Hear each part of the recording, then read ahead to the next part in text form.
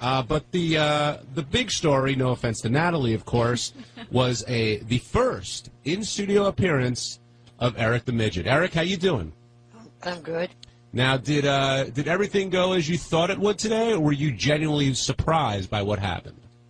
Well, I'm genuinely surprised by some of it, but, of course, I definitely did not like seeing High Pitch there. Well, High Pitch wasn't there. It was Kelly Clarkson. Yeah, right. Now, who pisses you off more, High Pitch Eric or Steve Langford? I'd say probably High Pitch. Because? Well, he's just obnoxious. And what is Steve? What is it about Steve that you don't dig? Well, his reporting was getting on my nerves because he was just digging too much into my personal business and stuff. That's what a reporter does. Well, especially when personal business is advertised and promoted ad nauseum on the Stern Show. Okay. I don't remember, what was the exact thing that you were upset by? Well, first it started last year with, the whole thing with Diana, calling her mom.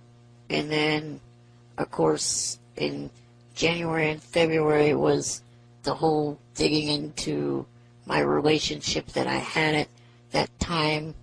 Well, let me ask you a question. Was the reporting that Steve did on Diana DeGarmo, was there any part of it that was not true? I didn't call that much. I mean, he really kind of blew it quite a bit out of proportion. So you think Steve exaggerated to make the story sound better, something along those lines? Well, it sounds like today that we, if anything, we underplayed it. Oh, is that because of the news story you did? I don't know if Eric heard that. Well, it sounds like, listening to the Stern Show today, that there were a lot of phone calls made. Just from Diana talking, you mean? Yes, exactly. Now, Steve, do you have an in for Eric? Do you have an agenda with him? Because you two seem to go at it quite a bit. Well, I seem to go at it with everyone. That's true. But Eric in particular, I'd say. No. So, I mean, take a number here. I mean, everybody who's in the crosshairs of a good news story believes or yells, "Why me? Why me?" That is true. Natalie, do you find Steve strange at all? Do you think he's sort of has an agenda with Eric or anybody else on the show as a fan? I think he's doing his job. I personally can't get past the huge penis, so I wasn't even listening. Alleged. But Steve is our reporter. We sent Steve out on some stories where he did amazing work and everybody loved it. Don't forget, this is the guy that sat in a cab with Elliot Oppen while Elliot went crazy and refused to get out and got great tapes. So when you hear those stories, you think that's great. So if he's going to be a reporter, he's got to report on everyone, right, Eric? I guess you do have a point there. But Eric still has a right to get mad about it. Well, Eric's asked numerous times to have Steve kicked off, right? You've called for Steve's job, correct, Eric? Yes. And Steve, how do you respond to such accusations? Listen, it's just the same old thing. Nobody likes being in the crosshairs. Everybody wants me fired. Well, maybe somebody will fire me. Who knows? Well, Eric, you've got Steve right in front of you. Feel free to say whatever you've wanted to say to him over the past year or so. Well, right now things between him and I aren't that bad at the moment. I've been giving him interviews the last couple of weeks, and doing stories with him. So right at the moment things aren't too bad with him. So I guess wouldn't have all that much negative to say to him right now. See, this is why we live in the bizarro universe. Eric is granting interviews, and we're happy to get them. Steve, what would you like to say? By the way, obviously, I want to say it's very nice to meet you for the first time in person. This is great. Right. We did have a story late last week, which I need to ask you about. Another promotional appearance, an appearance at Arco Arena in Sacramento coming up on February 27th. Right. Can you tell us about it? Yeah, on February 27th, when the Kings play the Clippers, I will be doing a meet and greet event or appearance before the game. In the arena? In the arena. Now, is the team aware of your presence? Yes, because it's being set up through one of the guys that works with the Maloof company, and he's there one of their ticket sales people, and he's the one helping me put this all together. Who introduced you to the Maloofs, Eric? You guys, Who specifically? you. Just okay. I just want to make that clear. Are you and Eric on good terms, Gary? Because Yeah. you guys run hot and cold. No, a I little think bit. we sort of, I told him today to his face, which is a little bit easier, what my issue is with him, as I feel that he's not grateful enough. Like, when we get him into stuff, I have to drag a thank you out of him. But I think we talked about it today, so we're starting with a clean slate. Should last till Thursday. And Natalie, you're shaking your head. You agree with what Gary's saying about Eric being a bit ungrateful at times? Well, that's why I love him. Right. I told Eric that the thing that really upset me was he asked me to get him into this event with the Maloofs, and I didn't call him back for 2 days because I was working on it, and he left me this horribly angry message.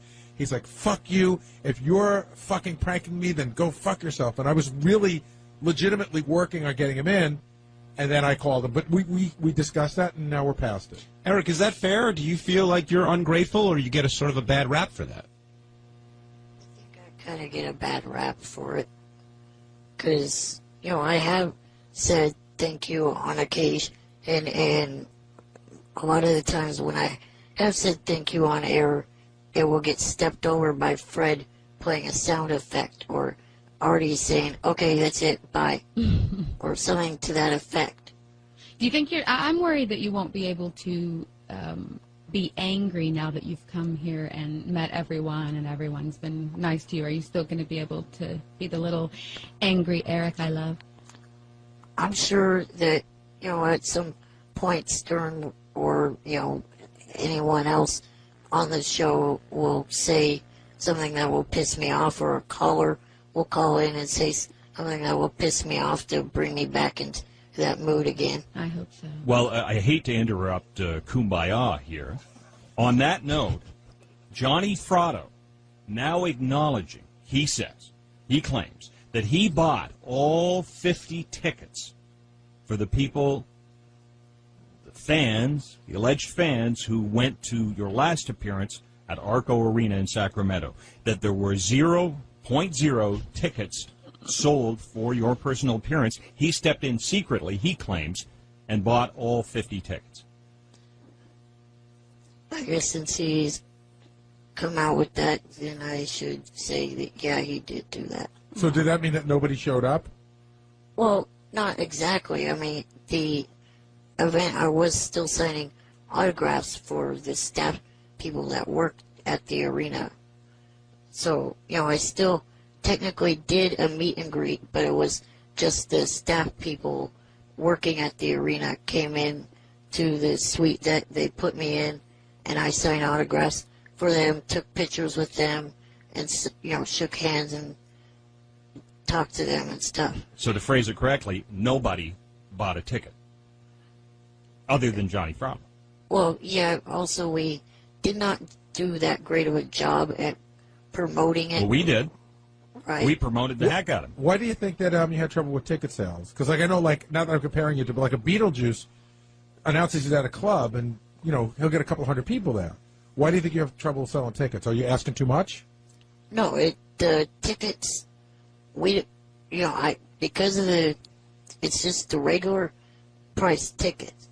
So, if I was there or if I wasn't there, the ticket would still be the same price for any one of the home games. So how are you making money then?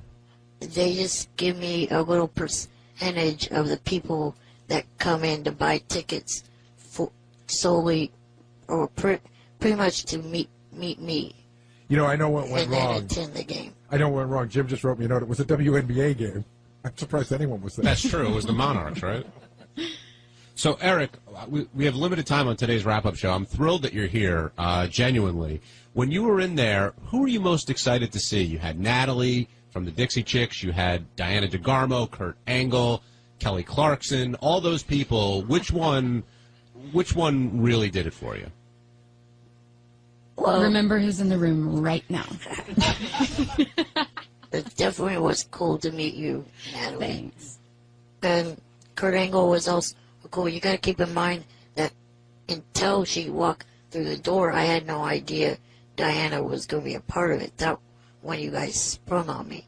So, I didn't know that she was going to be a part of it. And definitely when she came through the door, I was kind of thrilled to see her because, you know, she's real cool. I got to meet her a couple other times prior to this and hang out with her a little bit, and it was good to get to see her again. Now, both Howard and Kurt Angle were telling you this is your chance, this is the one time you should express how you truly feel about her, but you hesitated. Were you nervous? What was going on through your mind at that point? Well, yeah, I was quite a bit nervous to kind of do it in that public forum of being on air with everybody. And are you glad with the way things turned out? Yeah, I'm glad that it turned out the way it did. How did it turn out? Well, she didn't really say no, but she didn't really say yes to possibly going out to dinner one of the times that she's in California next. She didn't? I thought she said no. No, I didn't hear a no, and I don't think Kurt Angle did or anyone else. Yeah, I don't think you should. You should never hear a no, Eric. What about Booker Right. T? Did Booker T hear a no? What is that, Mafia again? What is that, Mafia? The Main Event Mafia, which Eric is now a part of, apparently. Do you know what that is? Did you know what that was before today? Sure, it's the posse with, well, Eric described it better than I could. It's the bigger name guys in TNA. There's only 5 of them at the moment, but I guess the group might grow bigger, and they're trying to take over the TNA, and the younger guys that have only been in TNA and not any of the other wrestling organizations are trying to stop them. Now, Natalie, is your offer for a dinner date still on for Eric? Possibly, yeah. Where are you taking me? I have no idea. My concern for Eric is that he's outgrowing Johnny Fratto. I think it's Johnny Fratto's fault that nobody shows up to these things. You might be right. Have you thought about parting company, Eric, and sort of going your own way, especially after an appearance like today? Well, I know later I have an interview to do with his Mob Candy magazine. So, you know, I got that. See, I think Natalie's right. I think she's right on the money. I think that much like using the Ralph model, he needs to now ascend to a higher caliber celebrity to glom off of. I think someone could make you more money. I think you're making him more money than he's making you. But, you know, I listen, Johnny Fratto, love ya. Now, what about everybody else in the studio? Is the first time you've ever met? I know you saw Artie at a show of his, but you never met Howard or Right. Fred or Robin. What were your impressions of them today? It was cool to get to meet them. I actually really didn't get to meet Fred. You know, he stayed at his post the whole time. I never shook hands with him or anything like that. Did anybody look any different, or did anybody seem any different when you met them in person as far as a personality? No, not really. The only thing that really looked different was, I guess, because the camera angles on the Howard TV, the room looked like it was in reverse. Oh, I see. Am I a lot better looking than you expected? I guess. Thank you. Now, the last time I remember when Fred was during Steve's story, Fred did that 0.0 thing, and that's the most angry I think you've ever been on the show. You threatened to break all of Fred's fingers. Am I remembering that correctly? Right. Can you describe how you would do that? I don't know, really. See, now when you see him here, he's funnier. So you've made peace. Right. Does anybody in the studios tick you off at this point? I know Artie gives you a lot of shit. Right, he does give me quite a bit. You know, he may be one of them, and, you know, Fred's still constantly playing this Hounds doesn't help any. Yeah, I felt bad for Eric when Kurt Angle said, you know, say what you have to say to Diana, and there was this long pause, and then I just heard, quack, quack. It was sort of like, you're ruining the dude's moment. You were so nervous, but you lit up. That Yeah. I think I saw you truly happy when Diana walked in. Yeah, actually, Teddy, that's clip number 1 if you have it. If you missed it, here is the legendary meeting of Eric the Midget and Diana DeGarmo. If you saw Diana DeGarmo, what would you do? Would that be good? Would you let us make a real doll of you? Well, that would be good, but I don't know. Can we make a real doll of you if I produce Diana DeGarmo? Come on, say yes. I kind of do have a connection to meeting her away from the show, too. No, that ain't gonna happen. Talking about right now, Really? today, Right now. guaranteed. If we can produce her. What if we can meet her without FBI agents and Just stuff? give me a yes, and right through that door will walk Diana DeGarmo just to meet you. Give me a yes. Yes. Yes. Come on in, Diana DeGarmo. And if it type is Eric, We're in trouble. here is Diana DeGarmo, ladies and gentlemen, in the flesh, standing next to Eric. Hi, how are you? Good to see you. Good to see you. Now, Eric, did you say yes, knowing that, like, I'm sure in the back of your mind you were thinking, no way Diana DeGarmo was going to walk in that door. So did you say yes to the real doll, hoping that was going to happen, or were you just like, oh, what the hell, I'm going to go for it? Yeah, I kind of didn't think that you guys actually had her here. Who did you expect to walk? Oh, Eric the Midget is on the phone. This is the greatest. You know, Eric is under this delusion that I have nothing but time when he calls in. He's a big star. Yeah, and he's been calling the back office over and over again saying, that's it, he's not calling in anymore. Didn't he write us a couple of weeks ago and said that was it? He's really done. Yeah, I try to explain to Eric that it's not that... Listen, I like Eric, and I like to take his call when I can. And I understand his frustration. Sometimes he's on the phone for 4 hours trying to get But nobody on. keeps him on. Right, he should just hang up if he has something to do. But he doesn't have anything to do. Right. Poor thing. Eric, hi. Yes. Did you hear what Robin and I were just saying? That you don't have to hang on the phone when you call. And you could try, and if you don't get on in 10 minutes, to hang up. It's so simple. It would ease your frustration. Of course. I would do that if I didn't have anything to say. No, but we are taking your call.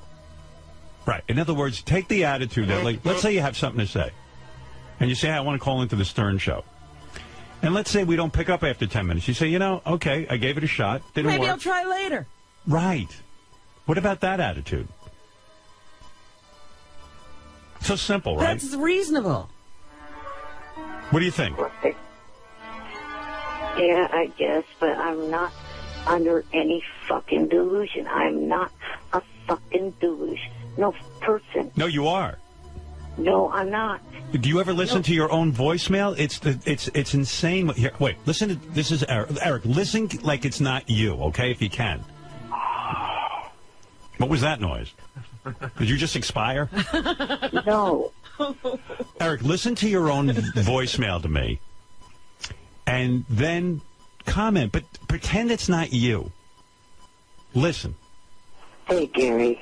I was leaving this message in hopes that maybe, unlike all the previous messages I left on Will's voicemail, and also all my calls of the last month or so, that this message would not get ignored. And then I would receive a call in the morning during Wednesday's show. You know, I've been trying to be a part of the show for the last month. I have come back. Remember, back at the end of July, Johnny reluctantly got me to come back. I had no intention of coming back.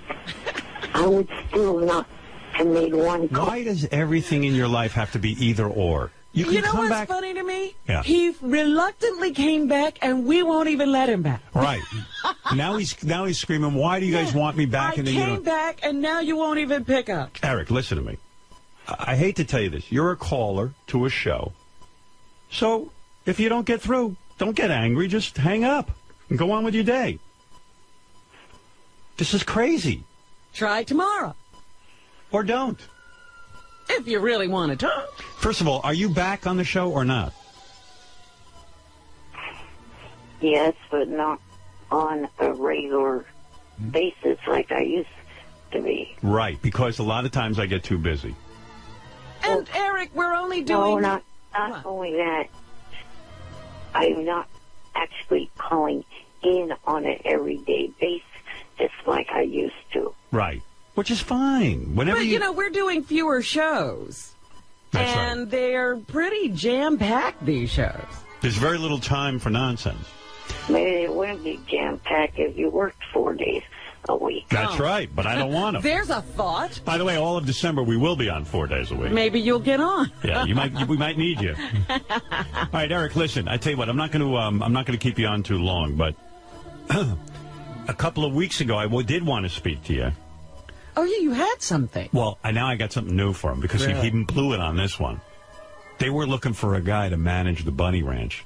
What? Yeah, like to be the ambassador. So I had said to them, hey, what about Eric? He loves the bunny ranch. He'd have to relocate. I mean, I think he'd actually have to live there. Oh, my God. But he'd get laid every fucking day.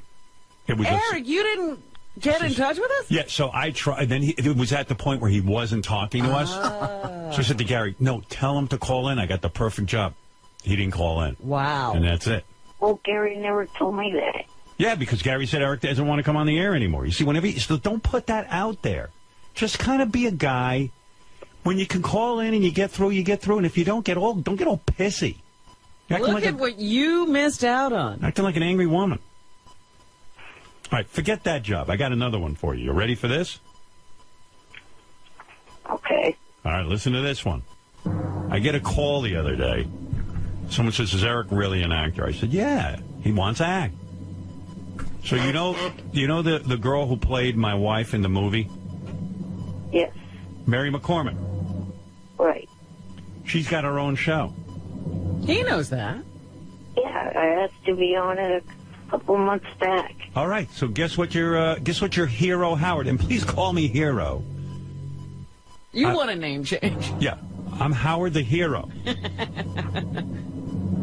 So listen to this, Eric. They wrote you a part. Wow. Just like this. We've been in touch with the guy. That's what we've been working on. 4 lines. Yeah, you got 4 lines. Should have told him what he'd be playing? Yeah, and by the way, tell him the guy who arranged all this and all that, too. It's the guy who's a showrunner for the show In Plain Sight. It's a guy. You know what his showrunner is? I've heard of that position. The position is he's the whole deal on the show. He's like the producer, right? He's everything. He writes, he produces. The producer blows him, okay? Ooh. Showrunner. You need a good showrunner. He's the man in charge. He's the man in charge, that's right. Go ahead. It's a 4-line part where Eric will be playing the landlord of a building where a hoarder lives, and Eric complains to the hoarder about the mess. Can you do that, Eric? Can Eric complain? Listen, you couldn't write a better part for this kid. Is it a part you'll take? Yes. And then your head explodes. Yeah. Your head doesn't explode. That sounds good to me. How cool. See? And you call up yelling and screaming at people. And you're yelling and you're all worked up. Meanwhile, behind the scenes, I'm working for you. The only reason you're getting this chance is because I know Mary and I know the guys, and they're willing to put you on. Right. You also know a lot of people that are involved in TV shows. How about thank you before you start begging again? Haven't heard one thank you. Yeah, it's already, he's already about to tell you what you didn't do for him. You haven't done enough. Oh, my God. Eric, I don't do this for anybody. Excuse me for bypassing that. Thank you. You're welcome. Was that a thank you? No, he hasn't done it yet. He said, forgive me for my pain. He still never thanked you. Excuse me, but he hasn't thanked you. But I do forgive you for bypassing the thank you. Now. Thank you for that. All right. You're welcome, Eric. Beat it out of him. Yeah. Now, when is Eric required to go to work? I mean, I know they got to deal with him. Well, the guy said, he'd want to know what to do next. I see. So, Eric, what is the best way? Is Johnny still your manager? Is there a contact person? Well, I believe I will give him a second, well, I don't know, it's maybe more than second chance to deal with this. And, this will smooth things over between Johnny and I if he gets this done. All right. So, Johnny and you have not been speaking? Really? Not really. And so you will call Johnny and say, Johnny, will you handle this particular job for me? Yeah, hopefully he's awake now listening to this. I see. Of course, who knows, he's probably out on Ambien at the moment. All right, so Eric, now Eric has management how problems. would you like us to proceed? could have Will email contact information to Johnny, and then Johnny could talk to this person. I'll tell you what. How about we email you the contact information and you get in touch with this guy, or Johnny get in touch with him? I'll send it to you right now. Yeah, because we don't even know if Johnny will take your calls. Right. We have no idea about this. Yeah, Johnny might have had it with you. Right. You are a bit of a pain in the ass. I don't feel that way. Well, you haven't been on the dealing end with you. And by the way, this isn't carved in stone in any way, because I said to the guy, I think they shoot in Arizona. Right. And I said to the guy, listen, New Mexico. New Mexico. Right. I said, you have to understand, with Eric, it's not easy to get him from A to B. It's this whole Right, thing. there's always logistical problems. He said, we'll do our very best. Wow. So there is stuff to be worked out here. Oh, yeah. There's plenty of opportunity for this to go wrong. You got to rent a van. You got to hire a driver. Yeah, or will he fly? You got to pay his credit card bills. What about the oxygen tank? Yeah, there's a lot of stuff going on. Shall we get an ambulance? Yeah. So, what is the name of the show? I forget. In Plain Sight. In Plain Sight. So, Eric, I'll send this to you right now. Okay, thank you. You'll be co-starring with Mary McCormick, a very attractive woman. It didn't sound like she was necessarily in the scene. Probably not. She might want to work with Eric. Never know. Yeah. Maybe if Eric's good in rehearsals, they expand his part. You never know. Eric needs a scene where he fucks someone. Like as a love scene.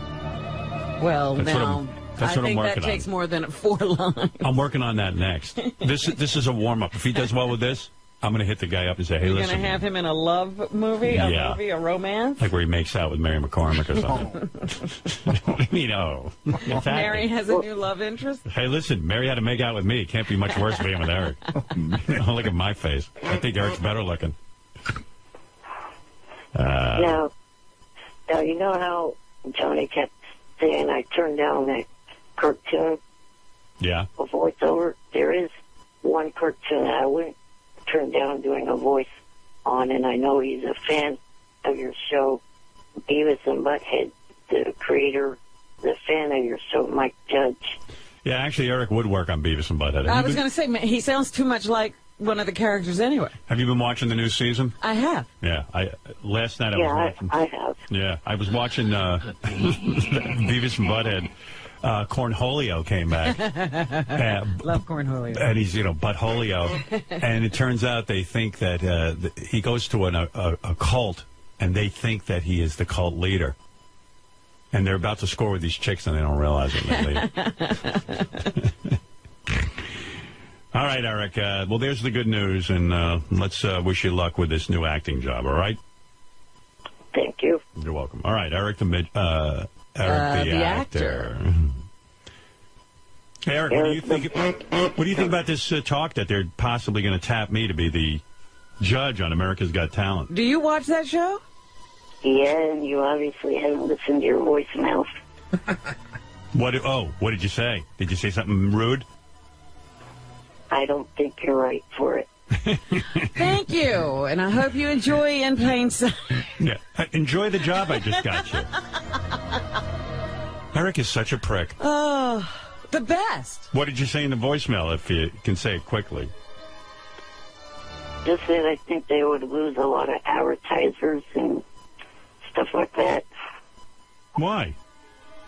Well, because the fact that companies like McDonald's and Ford and, Yeah, but I'm not doing that. I mean, I'm just judging talent. I mean, they put Steven Tyler on there. The guy was a fucking drug addict. They put him on American Idol. No problem. No problem. I mean, he fucked 20 billion girls. It's chronicled in his book. Well, but he went on there, and he doesn't go on there and do weird shit. Not one sponsor blinked. I could go on and judge talent. Even, you read yesterday, from what I saw on the internet, you read yesterday an article about, a family TV council not wanting you to be a part Yeah, of but it. fuck them. Hey, would I have your support if I do it? Yes. Well, yeah, because Eric's only saying they might lose sponsors. He's not saying you wouldn't be a good judge. Yeah, I mean, Eric's really against me. I know. No matter what I do. He can find the cloud in every silver lining. You know, until he started insulting the producer, Charlie Sheen was on 2.5 Men, and look at him. He was actually, like, accused of hitting his wife. Hitting her? Trying to choke her to death. Right, and throwing her down the steps or on something. Christmas Day. Right, on Christmas. And you're telling me that... Sponsors would have a problem with you. With me? I'm a saint compared to Charlie Sheen. Look at how people were reacting to one of your guests yesterday when he was part of Dancing with the Stars. What did he just say? He's talking about Chaz in some way, but I don't know what his point is. Well, I mean, people were trying to boycott Dancing with the Stars because of him, and it sounds like that will be the same way. Yeah, but meanwhile, they saw him on put him there, on anyway. and it was no big deal. Nobody cared. Do you think that people should not do things because people might object? That's what he thinks. Eric does. Well, people could object to you, Eric. You know, Eric, All in the Family wouldn't have gotten on the air if the network was cowardly. Oh, that's true. But there also was a time in life when handicapped people were supposed to be hidden. That's still going on, you know. How many handicapped people do you see on TV? I don't see that. How about zero? When's the last time one of the hosts... Well, JR is standing in for all of them. Well, JR, he's unusual. There is the character on Glee, but of course it's played by an able-bodied actor. Exactly. Well, dude, I just got you on another TV show. In Plain Sight, starring Mary McCormick. Thank you. And you could be a little more supportive. You could even be a little more enthusiastic. Right. You could be a little bit more supportive of when I have some good news. Seeing as how I'm the only one who seems to care if you get on television or not. Well, my enthusiasm probably would be higher, but I was just woken up. Oh, all right. Well, that's legitimate. Oh, really? He just woke up. He becomes alive. You told me, Howard, he comes alive at about 2 o'clock. You finally got me something I've wanted. Mm-hmm. I think I could wake up and be enthusiastic, sound excited, and thank you profusely. And at the very least, you don't have to leave mean voicemails saying that there's no way I should be on America's Got Talent. And while you're at it, send him some Cheetah Power Surge. He needs energy. Obviously. Oh, no, I can't take energy stuff. It's all natural. No caffeine. No caffeine. Oh.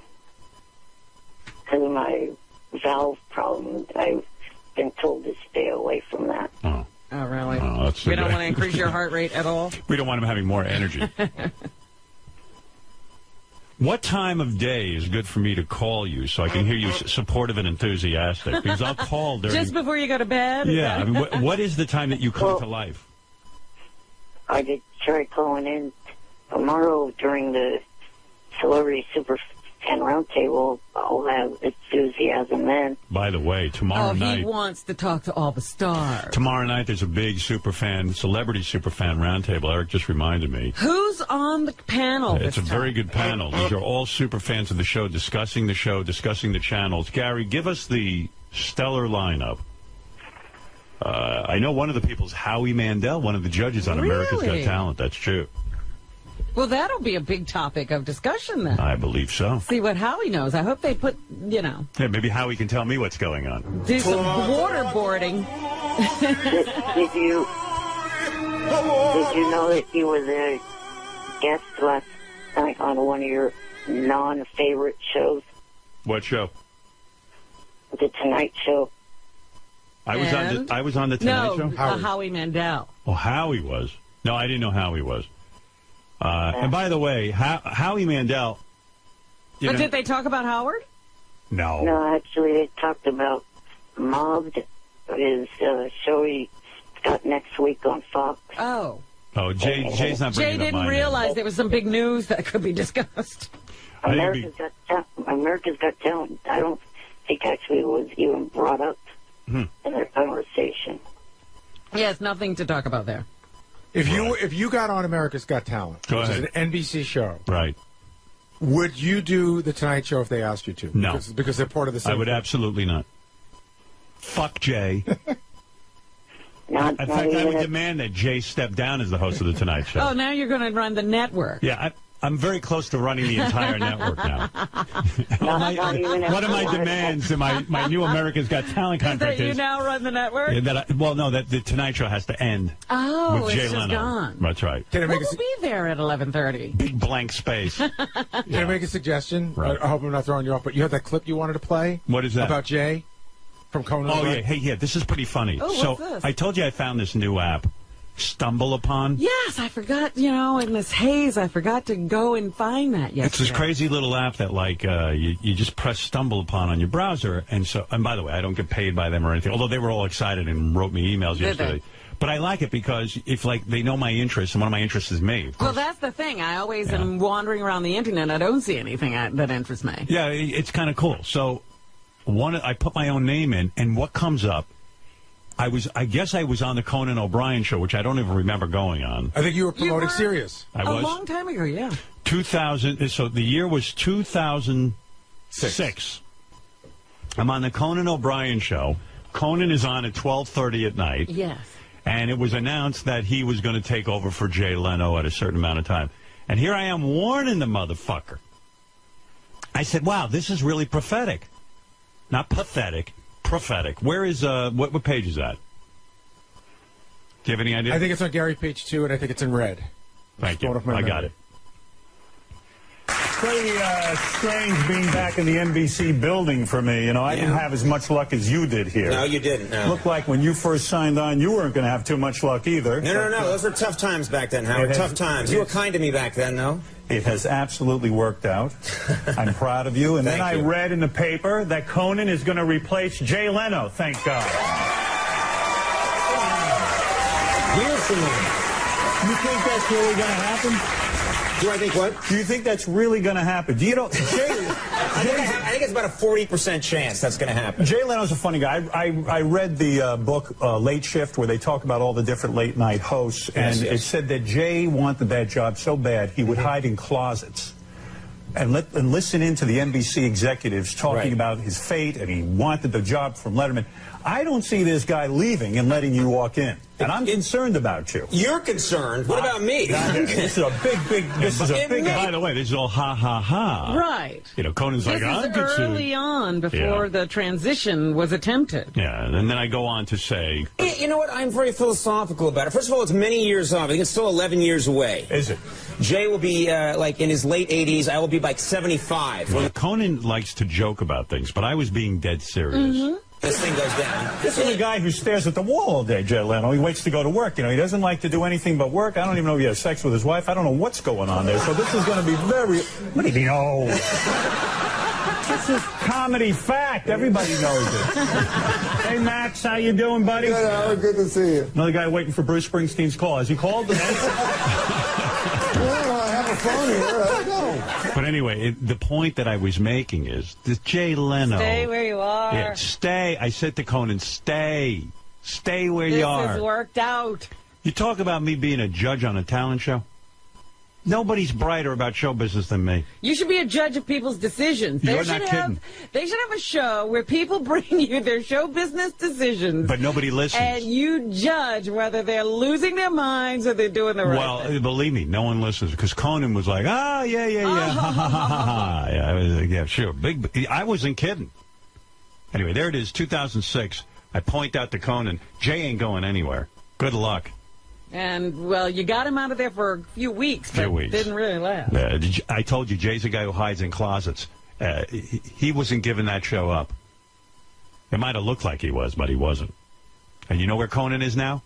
Neither does anyone else. No, you can't find him. I think he's sending up blimps now with his name on it. I looked out my window in Manhattan the other day. There was a giant fucking blimp. I thought I was watching that show Eric was on. Fringe. I thought I was in the alternate universe.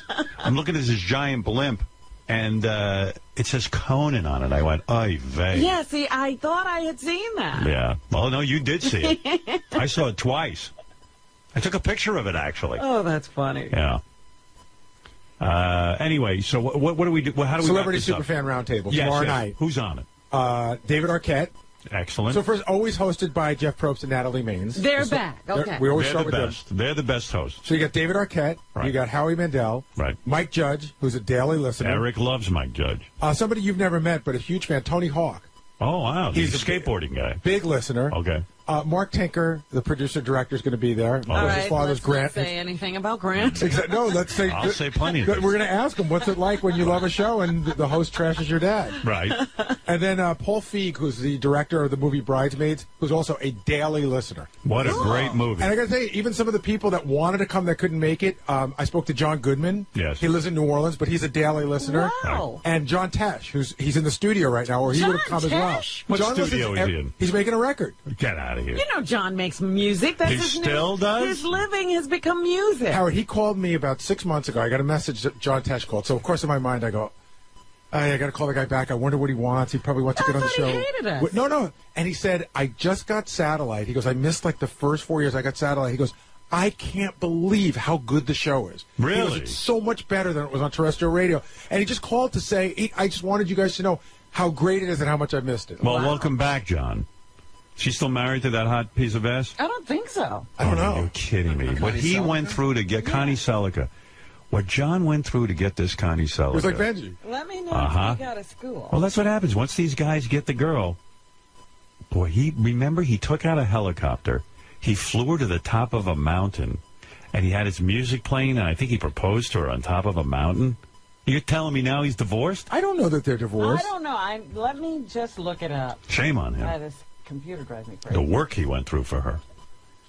That's the greatest. But I do, vaguely back in my memory somewhere, I think there was a divorce. He tours a lot because, like, the last time we were doing Superfan Roundtable, right. I tried to get him. He's like really into doing it, but he's like, I'm on tour in Europe right now. In Europe? He still works a lot. Wow. He's into that new age music. Yeah, people love that. Yeah. All right. Hey, good for him. He's a nice guy. But anyway, it's tomorrow night on Howard 101 from 7 to 9 Eastern.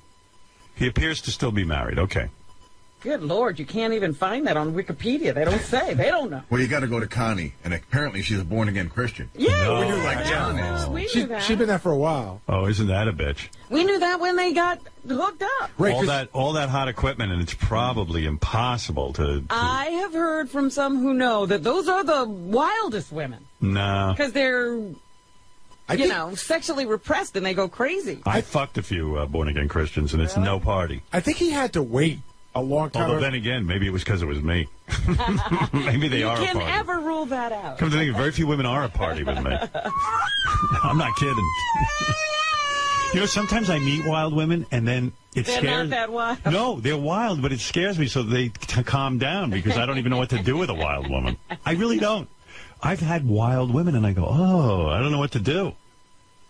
I honestly don't. I'm a disaster. Calm down, honey. You're making too much noise. Hey, Eric. Yes. All right, so Gary's going to email you, all right? I did already. Okay. All right, it's done. Thank And you. it says, like Tesh, Selica is a born-again Christian. So he is already in that situation. All right. Hey, later, Eric. Okay. Bye. Talk to you later. Right. Just remember, you were on for a good long time. And do a good job on that show. Make me proud. These people are... Don't be a bear in negotiations. Yeah, and Mary's a friend of mine, so behave. Right. I don't want to hear any sexual harassment charges against you. I won't do what Herman Cain is accused of. All right, Eric. Thank you. There's Eric, the actor. Eric, the complaining midget. He didn't have to say that about himself. Eric, the completely unfunny midget. Eric, the annoying motherfucker. All right, Eric. Thank you. All right, I got to take a break. We'll be back right after these words. Eric, we had our conversation for the day. What is he? He's back? Eric. So, I'm calling back because, I was trying to make a point, but got cut off. Yeah, Eric, we were on with 20 minutes. People are going to write me and just tell me how... You forgot your point? No, I did not forget my point. It just takes you so long to get to it. Is there a way to do it in one sentence, your point? I was trying to ask to be on other shows, and then just the reason why is because I know you have a lot more pull with different shows than you kind of think you do, and having me on, other shows like Parenthood and other shows like that. All right, listen to me, Eric. Eric, I got to write him an email, Eric. A quick explanation. Any relationships I have with people in show business, the first thing, in fact, the 90 million thing doesn't come to my mind that Eric the midget, Eric the actor should be on the show. In other words, this is something, I got to go. I got to go. This is exactly not the time to do that. Do you really think I would sit there and try to get you acting work on every single show with every celebrity I know? But also, you just got him a job. I know. He's concentrating on what he doesn't get. That he can't take this job and negotiate it and get there and do it before he starts asking for other things is ridiculous. Eric, I got to go. All right. Hopefully, I'll make my point when I talk to Shirley. All right. Oh, God. Thank you. A blockhead. He doesn't get anything. I'm working on having Eric host the Oscars. Now that Brett Ratner's out. Yeah, you have a lot more clout than you think. Have you been living under a rock? Billy Crystal took it. All right, okay. Thank you, Eric. It was a joke. Eric, the ridiculous midget. Thank you, Eric. He doesn't get anything. We stopped him from doing that before. All right. Miss Howard. Sounds ungracious, Eric. Miss Howard TV's here and Lisa G is here. Lisa G, can you tell? Eric the Midget wants to comment on a Lisa G news report. Okay. Do you think he can do it quickly? No. No? Well, I'm sure that he's going to get into the specifics of how he's not being an asshole over this whole booking on In Plain Sight. I hear In Plain Sight's getting, kind of aggravated with you. They have no reason to. I am not, whatever Lisa G said, compiling on complaints or whatever, however he put it, I'm not doing that. I read your letter. I don't know what Lisa G's report is. I didn't hear that one. You read a letter he wrote to the people in Plain Sight? Yeah, I read a letter. He wrote a long letter about how Johnny Fratto isn't a good manager for him, and Johnny didn't do this. Now, why would the guy... They don't need to know that. In Plain Sight doesn't give a fuck, Eric. They thought it was going to be fun for you to come and do 4 lines. It's turning into a whole mishegas. Why are you writing them about your problems with your manager? He asked me if you see this is a reply to what he said to me. What he said to me was, do I have a representative or will he be dealing with me? I don't think Johnny wants to represent you. Well, but the answer to that question is a yes or no. Yeah, you don't have to write a 4-page report on whether you have a... It wasn't a 4-page. Hold on, Howard. Let me jump in. Eric, Howard's right. The guy asked you, do you have a representative? And the answer is yes, no, or yes, this is his name. You, at one point, you said, my selfish manager who only thinks of himself isn't responsible. You carried on and on and on. Yeah, people don't care, Eric. That's not how you do business. No. By the way, Eric is full size when it comes to being a pain in the ass. I think he's extra large. Yeah. Do you understand what I'm saying, Eric? In other words, the guy doesn't care. He just wants to know. He just wanted to know who he talks to, you or somebody else. Right. And he wrote a whole thing about how Johnny isn't serving him properly, and I should read it to you. Wait, hey, Gary, bring me Eric's note. It's the greatest thing ever. Imagine the guy just goes, do you have a representative? Oh, that's all Eric needs to hear. Eric, the ridiculous midget. Eric, you do not know how to conduct yourself. I got you. I do. No, you don't, because you wrote that letter. All I was doing there was stating the fucking truth about... But this guy doesn't know Johnny Fratto. He doesn't care. Why not write them about the carpeting at your house, too? Oh, by the way, hey, Gary, you got that? Expecting now. All right. Eric, the complaining midget. I know I have it in this pile of papers. Because you don't throw something like that out. Eric, the rude, obnoxious, and annoying midget. Wait till I know some people don't like listening to Eric Mitch, but wait till you hear this letter he wrote to the producer of In Plain Sight, the Mary McCormick vehicle on USA Network. And what do you do with a letter like that? Like, where's the answer to my question? I got to read all this stuff. You know this guy. Like, do you think this guy, his head must have been spinning when he got this letter? He sent me back, because then Johnny responded to both of them, and Johnny's like, hey, I have a life. Don't call me selfish. So then the guy sent me a note back, and he goes, geez, what did I get myself into? All he asked was, Eric. He's in the middle of a fight. All right, so the question was, this is great. Eric, do you have a representative? Yeah. Well, Mr. Strauss, I do have an agent, manager, PR person all in one. But lately, in the last 2 months or so, he has been totally self-centered and focused on getting himself on TV, which is really annoying me big time. I'm getting sick of dealing with him, and the worst part about it all is that before he was my manager, agent, PR person, he was my friend that I met through the Stern Show. And then it's got a question mark after every sentence, which that's a whole nother dynamic, right. A period and a question mark. So Eric doesn't even have... I never put a question mark. Yeah, I'm telling you, Eric, I'm looking at it. You have a period and a question mark after every sentence. I don't even think you proofread this. So I guess since he has been hard to get in touch with lately, I have to do this myself, which bugs me because I don't have a damn clue how to do this. Howard helped me get on American Dreams, and Johnny helped me with getting on Fringe last year. The part that I'm worried about is trying to come up with an amount to get paid that will be fair for both myself and to you in the show. I do not want to come up with a high... I mean... Jeez.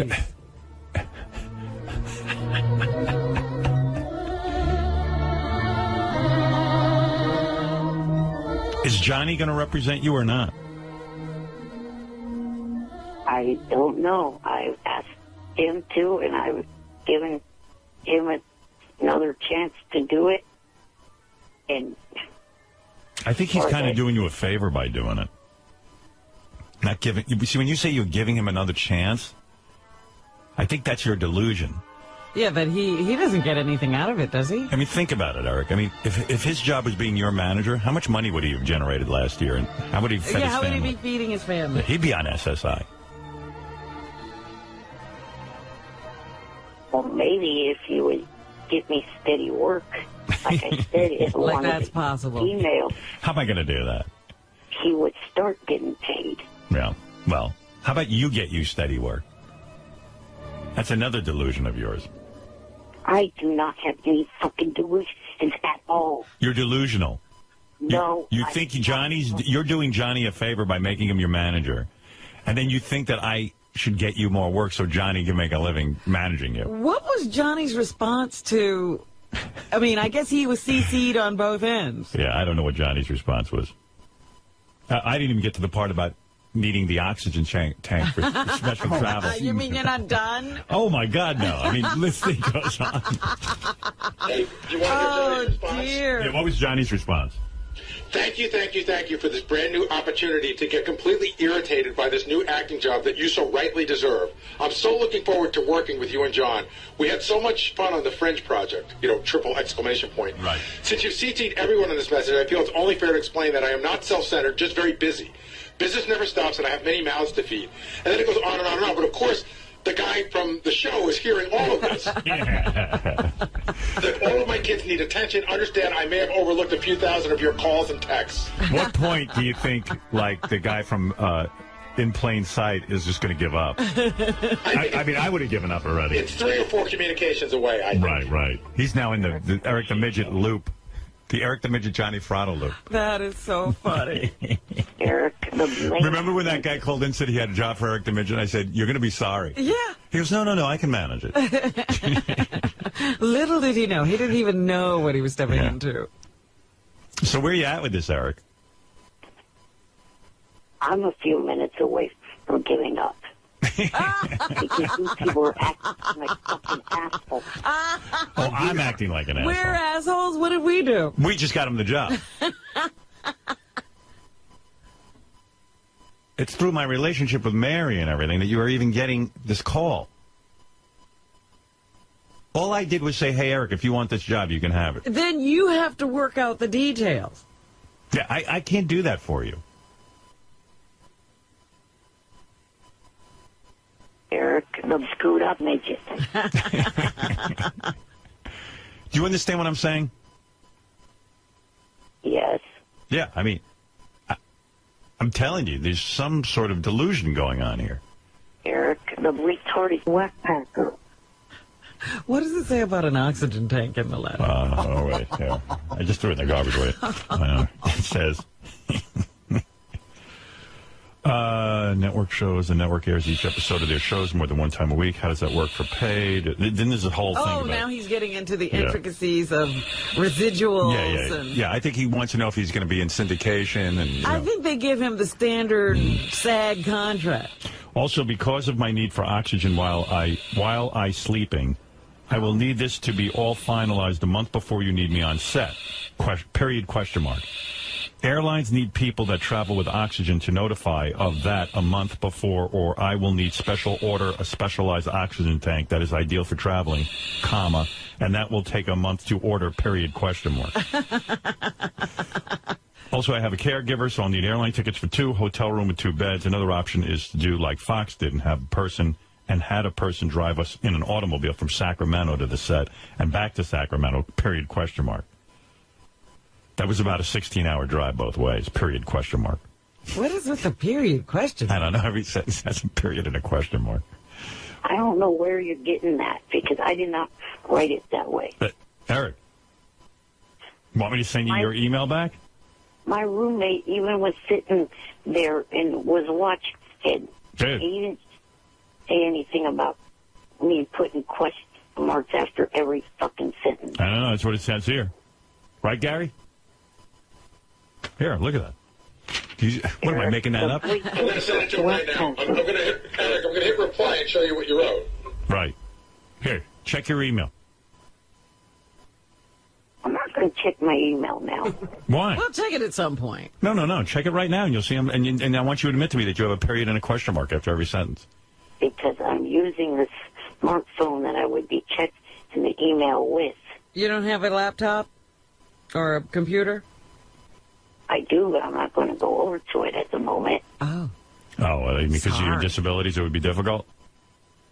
Eric's a shit cock. Because of his busy day. You mean you can't get over there because of your disabilities? I'm in bed. I don't want to get up. Oh, all right. Eric, the lame-ass midget. Fred's a button-pushing retard. Eric, the shithead. Well, anyway, I know what I say, and I knew the reason I love Eric. I knew this was going to turn into a World War III. He can't help himself. Yeah. Mark, you're on with Eric the Midget. Eric's a shitty actor. He complained before about doing the four lines versus 3 lines on Fringe. So I think he's scared of this whole thing. Well, I know at Fringe. I'm not.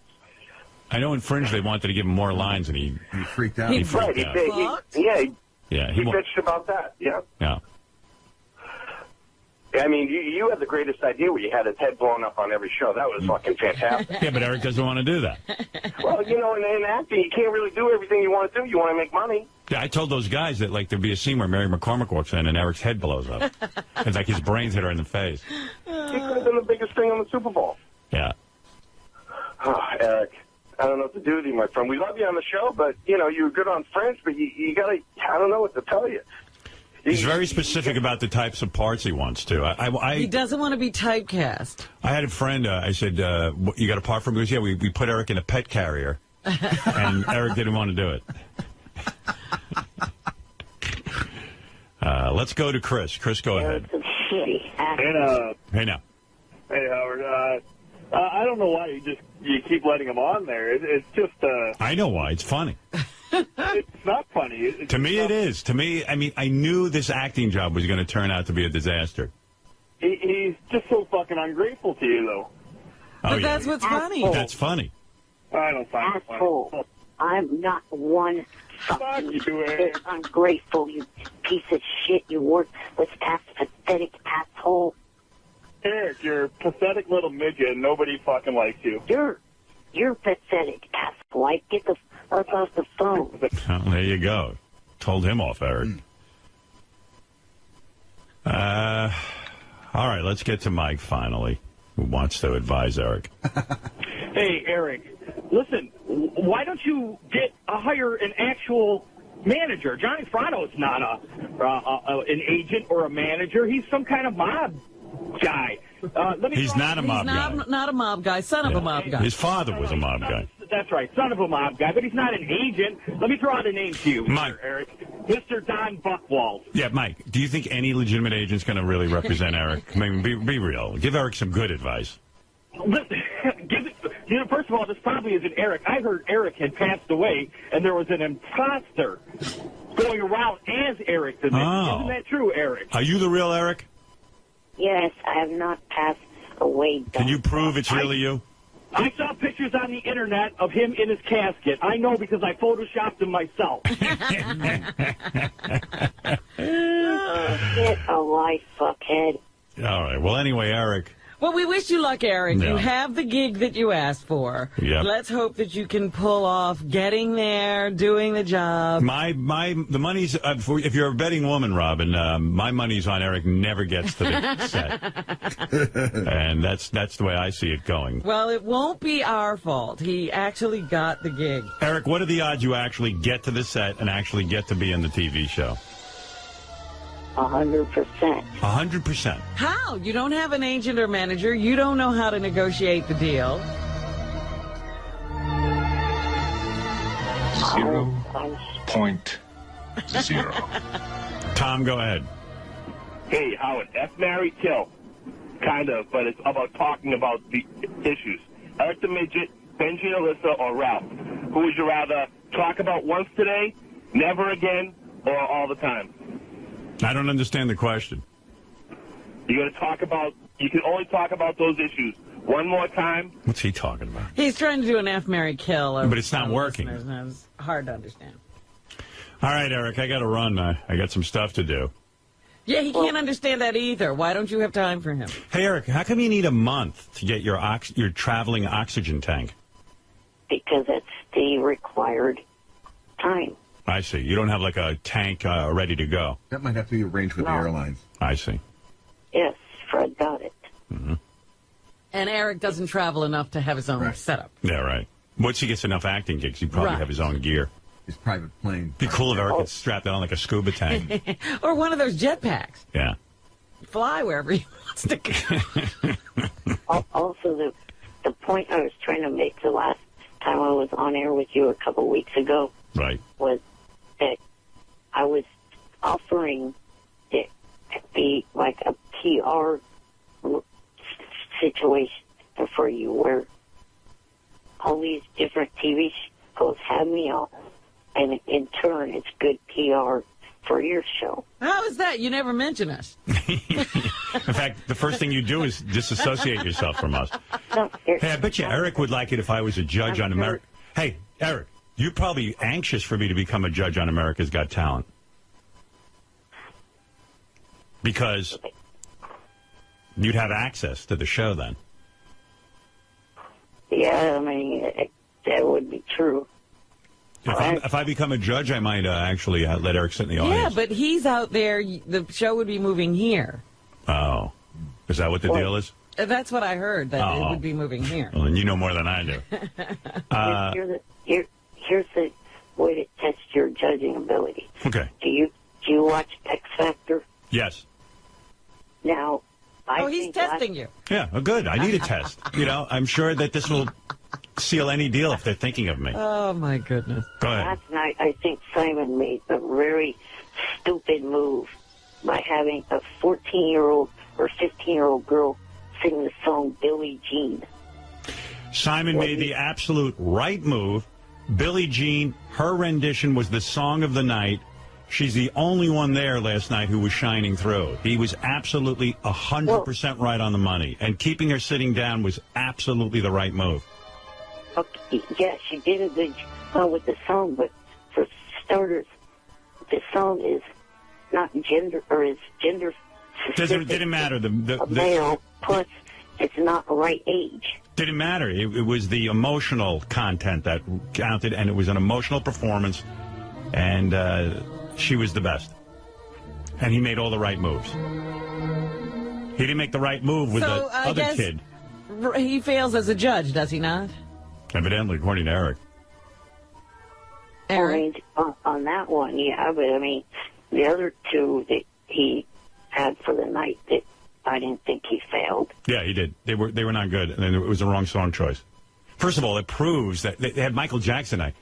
I told you, Michael Jackson sucks. No, Michael Jackson is very difficult to perform. It's because the songs blow. No, it's because he was very special, and not everybody can do what he does. Yeah, good.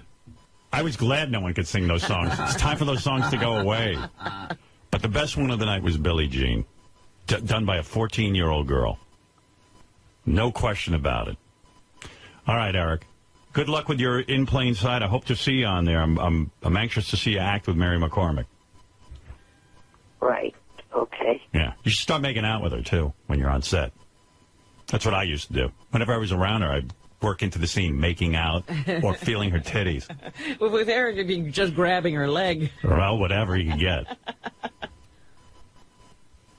She seems up for it. She never pushed me away, and believe me. Maybe you two will have an affair. Who? Eric and Mary. Oh, my God, that would be scandalous. Do you think love could blossom on the set? Nah, she's got 3 kids now. I don't know when you see Eric. No. She could forget her home life. I don't know. I used to go over and, like, work out making out scenes, and I don't think love ever blossomed there for me. But you know Eric. Yeah. Actually, I'd get nervous, get dry mouth, and my breath probably stunk. Poor girl. All right, Eric. Good luck with everything, okay?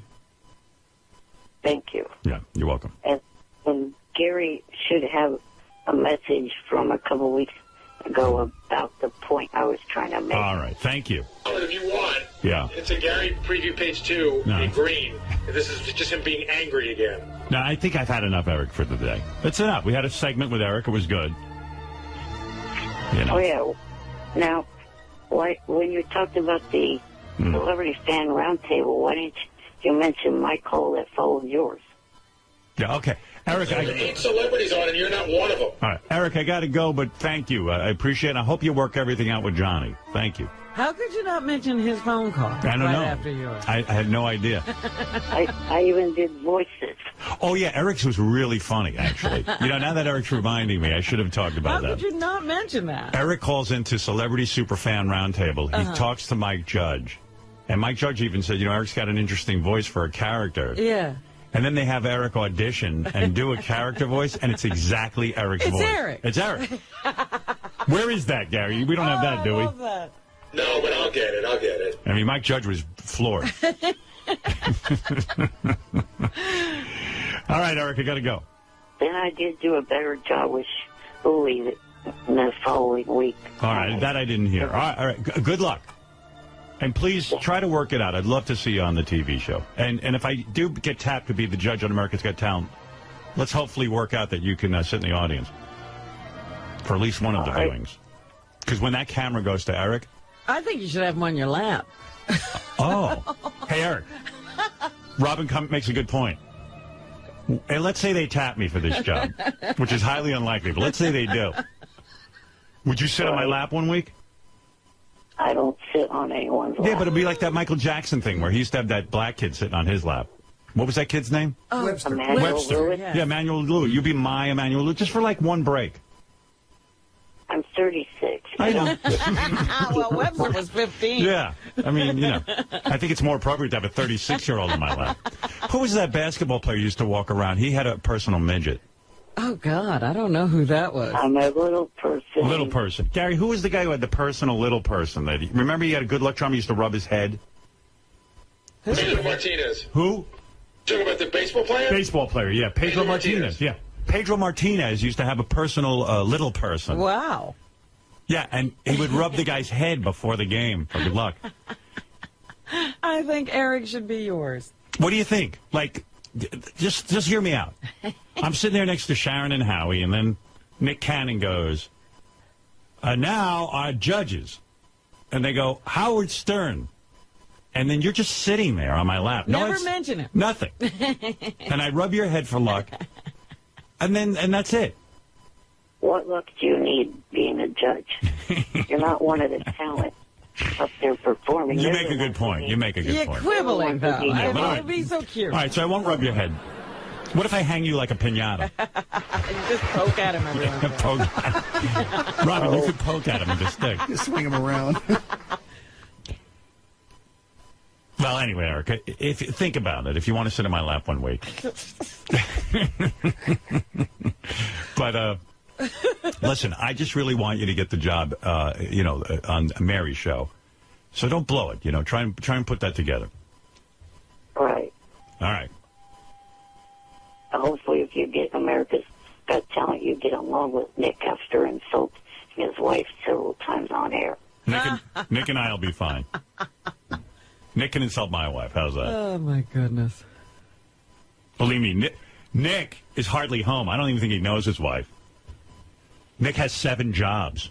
Nick's the host of America's Got Talent. He's got a morning radio show. And now he's got a pilot or something for top a 40 sitcom. Yeah.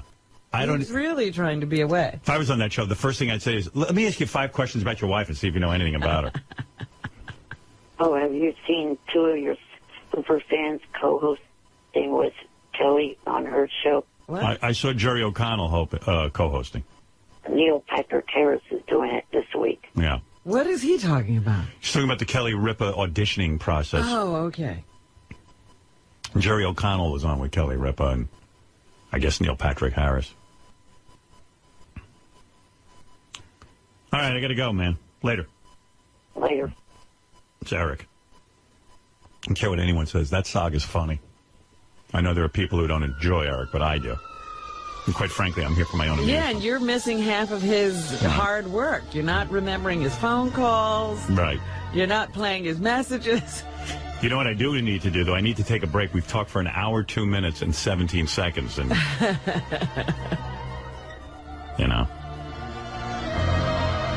We'll be back right after these words. And we do have to do a roll call, so let's make sure, Gary, everyone gets roll call, pieces of paper. Oh, look, he's already on it. All right. Back in a flash. Here's another contestant on The Price is Right. Shane, going to law school here in L.A., originally from Las Vegas. What are some good prizes? Shane, you want to say hi to anyone? Yeah, my nephew Wesley, my fiance Samantha, and my pet monkey, Baba Booey, Baba Booey. Okay, you got a pet monkey.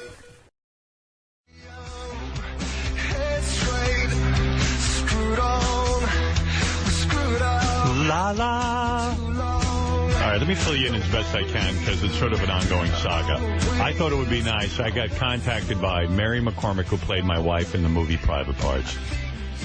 I got contacted by the producer of her television show. She's on USA Network. They thought they were doing a great thing. He thought it would be fun if Eric, the actor, got involved in their show. Eric, the dumbass midget. He would give him like 4 lines or something. So. Yeah. So he said to us, hey, can you set that up? I said, I'll set it up. I said, but tell the guy he has no idea what he's in for. Eric, the complaining midget. So, now, he's like, oh, my God. Now he's at the point, he's like, I just wanted to give this guy a couple of lines and have him have fun, but he goes, I didn't realize how appropriate all those things are that, Fred plays. Eric, the annoying motherfucker.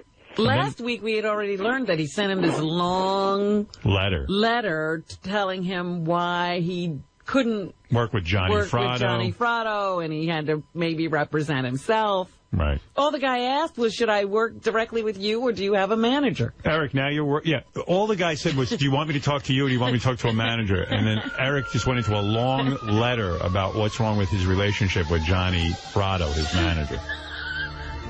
It was amazing. Eric, is Johnny representing you or not? Yeah, he is. I mean... Is he there on the line? I think he's asleep. Oh. Well, anyway. Poor Johnny. So I guess Johnny composed the letter to Mr. Strauss, who is the executive producer of this TV show. Uh-huh. Mr. Strauss, I'm contacting you in behalf of my client, Eric Lynch, a.k.a. Eric the Actor, in regards to a role on your show In Plain Sight. Before my client will agree to anything, he has a short list of questions and demands. And, Eric, you sanctioned this letter, right? Yes. Okay. 1, how long will he be gone, and what are the dates that he will be there? Okay. Now, wait a minute. This is amazing to me, because all Eric does is say, get me on shows, get me on shows. Oh, wait. Get me on shows. All right, the first question isn't that bad. Just listen to this. 2, How much will he be paid? If it's only SAG scale, he says he won't do it. He says that the ratings for the episode of Fringe he was on were through the roof and that he knows his value. Oh, my God. Whoa. I don't know where he gets his information. Is Johnny saying that? Yeah. By the way, I looked it up. They actually went down the week from the week before the week Eric was on. Do you know that, Eric? I always heard that they went up. No. When Eric was on Fringe, John Hine knows this for a fact. What were the ratings the week before and then the week Eric was on? To give you a comparison. They, dropped slightly. Not even that slightly, Howard. Really? And why would Eric think... Eric was on for 3 seconds. He's through the roof. He knows his value. Eric, if you want to be an actor, you got to get a couple of acting roles under your belt. I mean, don't be so pompous. Go ahead, John. The week before Eric was on, they got 5.7 million viewers. Right. The episode Eric was on, they got 5.2 million viewers. Right. So they lost 500,000 viewers. Yeah, so you essentially did nothing, or maybe you lost them some viewers. Right. Hello? Hello. Yeah, okay. Do you want to say anything about that? Everybody was telling me that from what I was told that the viewers went up. Well, you now heard the numbers. What do you think? I think people are blowing smoke up your ass. You ask a person question, let them fucking answer the question. All right, number 3. I don't care about the question. I don't care about the answer. Well, the point is, though, does he still have this demand for more than SAG since he doesn't do anything to the ratings? Yes, he does. 3. Will he receive residuals for multiple airings of the episode? 4. Listen to this. Will there be a masseuse on the set? You have 4 lines. What do you need a masseuse for? In the last couple of months, my hip and left knee have been bothering me. And if I sit for too long, they'll probably need that. Wow. Listen to this guy. Why do you ask to go and do these things when you can't? Wait, here, we ready? 5. Is there an Arby's or McDonald's close to the set? If not, will there be a runner to drive as far as is needed to go there? They serve food. What do you need specifically in Arby's or McDonald's? I actually did ask Johnny to remove that, and obviously he didn't. Okay. 6. Is there a possibility that this could become a recurring role? If so, could they move the production to San Francisco? Stop it, Howard. You're making that up. As it would be easier to get to and from the set. He also wants me to let you know that it would be less expensive for you. So you want them to move the entire production? That was kind of more Johnny's idea. You sure? Yes. How did it come up? It just came up. Eric, but you understand that this is like the guy actually said, the show guy, whatever he is, producer, he said, is Eric really reliable? He said, should I have a standby actor? Because he goes, believe it or not, even though it's 4 lines, it's actually important. Yeah, they can't just cut it out. It's integral to the show. It's part of the plot. So he's like, hey, can I rely on this guy? Do you really need, or is it cost effective to spend a lot of money for 4 lines? All right, so that was just the opening part of the letter. Now for Eric's writers, it says. Oh. 1, a co-star credit on a solo card. How do you even know about that? I know about the business. And you want to be... do you feel ashamed saying you're a co-star when you're doing 4 lines? I know. What? There you go again. Stop asking people questions and then fucking cutting them off. Well, till I get an answer, it's a fucking month. Go ahead. I was about to say, I know it's more guest star than it is co-star. Why do you care about the credit? Just go on the show and learn to act. How many opportunities do you get? All right, listen to his right. Now for Eric's writers. 1, a co-star credit on a solo card. 2, listen to this. A 2-bedroom suite at a 5-star hotel. 4-star is acceptable if the pool and jacuzzi area is nice. I think he's moving in for a year. Yeah. Dude, you have 4 lines. You're going to be there. What are you carrying? I can't believe you're going to blow this. 3, a stretch limousine to take him to and from set to the hotel or anywhere else he might need to go. 4, an assistant to his assistant, John. Eric says that John is invaluable to him, and if he has to worry about anything other than Eric, it could affect his performance. Eric would... Wait, unlike the John that works for you, I know it is spelled that way, but it's pronounced different. How is it pronounced? Yawn. Yawn, okay. 5, Eric would like to have input on the script, the storyline, and his blocking. 6, 4 20-ounce Pepsi-Colas a day. What? 7, and this is all in caps, absolutely no last-minute script changes. 3 exclamation marks. 8, Mr. Lynch also wants you to understand he does not want to be blown up, mutilated, or murdered in any fashion.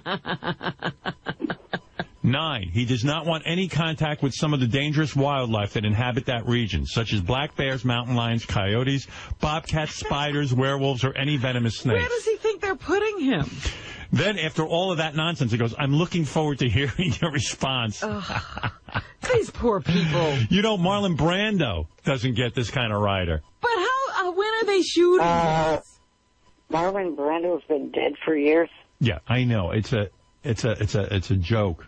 But when are they shooting this, Howard? They don't even have time to respond to this nonsense. They just were doing a nice thing for Eric.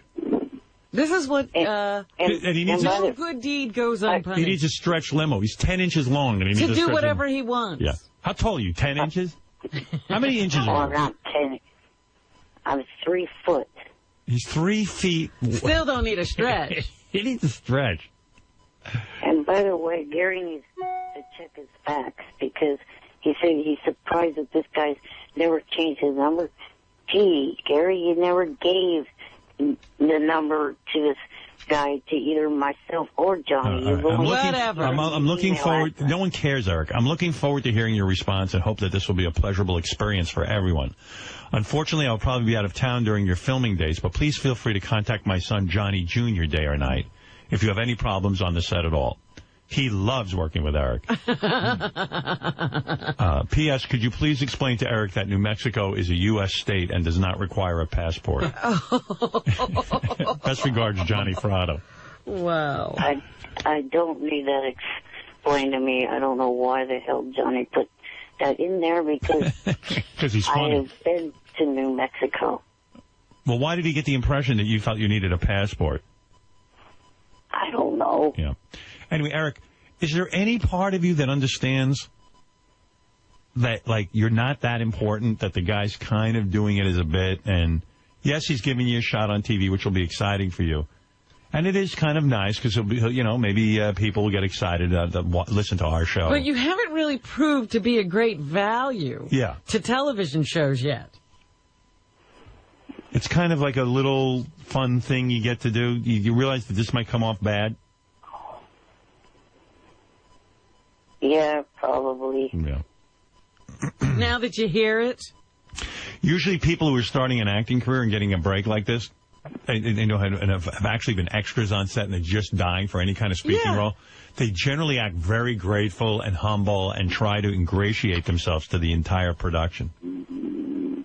Oh, there's Johnny. His agent is on the line. You can hear him in the background. Oh, that's funny. I mean, the ratings on Fringe went down. Eric should demand less money. He should do it for free. He wants less. Pay them. Because the ratings went down, I want less money. He's demanding some kind of major negotiation. Right. Probably half of that stuff that was put in that letter were from when Johnny first took the Ambien pill is now knocked down. Johnny, you there? Johnny's turning over. It sounds like Johnny's moving the phone around. What percentage of money does Johnny get from if you get this gig? Well, none. But I hope, hopefully at some point, if he starts getting me steady work, then he can start getting. So Johnny's like doing a this real for free. Johnny's doing this for free.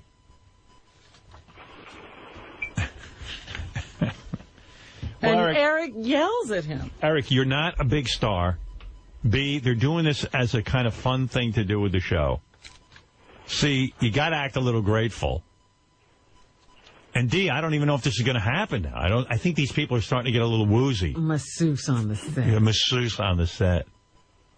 Do you have a massage every day? No. All right. So what makes you think you need to go to a movie set or a TV show set and you need a massage that day? You sit around every day. Okay. Yeah, I remember back on Fringe, there was a lot of time sitting up in it. But that's what you do anyway. You got time to massage your own hip. Right. No, I don't do that all the time. Lately, since my hip has been bothering me, I sit up till it starts hurting, and then I lay down and rest the hip and the knee. So do that all day, and then when they call you to the set, go get it sit up. Yeah, Maybe Jan can help you out with that. Last time it was like 2 hours on the mackerel. set. Wow, He has no clue that the people aren't looking to spend millions of dollars to have him around. Imagine he became a big star. Oh, it'd be impossible. Hollywood would go bankrupt. I like that his agent is snoring in the background. The great Johnny Frada. It's the best. Johnny's doing Wake your ass up, Johnny. it. Johnny's doing it because he thinks it's funny. You know. He loves it. He loves representing Eric. All right, listen, Eric. I don't know what's going to be with this show, but just realize you're pressing this guy's buttons and you're kind of wearing him out because he has like a whole production to worry about. Yeah, you're 4 lines. There's a whole script he's got to get together. Yeah, every week. So just realize that, okay? Right. Why don't you just go down there and do the show and just hope that things work out and that you hopefully get paid? And that you're really easy to work with and people will start recommending you to others. No, they won't. Thank you, and thank you, Johnny. Point well taken, Johnny. All right, Eric. I wish you luck. If I was a normal, able-bodied actor, then yes, I could go down and do that. But there are certain things that you have need. got to be done. Okay. If you were a normal, able-bodied actor, you'd be sitting at home. Right. Like the other able-bodied actors. All right. Thank you, Eric, and I do wish you luck. I hope to see you on the show. I will watch if you are on. Okay. All right. I'm a fan. Thank you. Bye. Bye. Isn't that a great letter? Like, that was written 100% serious. Wow. Yeah. Good night, Johnny. Boy, I wish I was doing what Johnny was doing. I know. He sounds so peaceful. No. Sounds like he's having a great day. All right. So here's a couple of things I wanted to get to. Lee Corso says, fuck it, on ESPN. And then he has to apologize. I always like that. How can you pick against SMU? Look at them over there. Red, white, and blue. USA. Fuck it.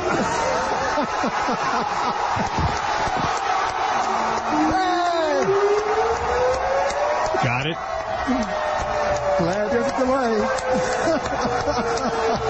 Shasta, shame on you. Watch that mouth out there. What the hell?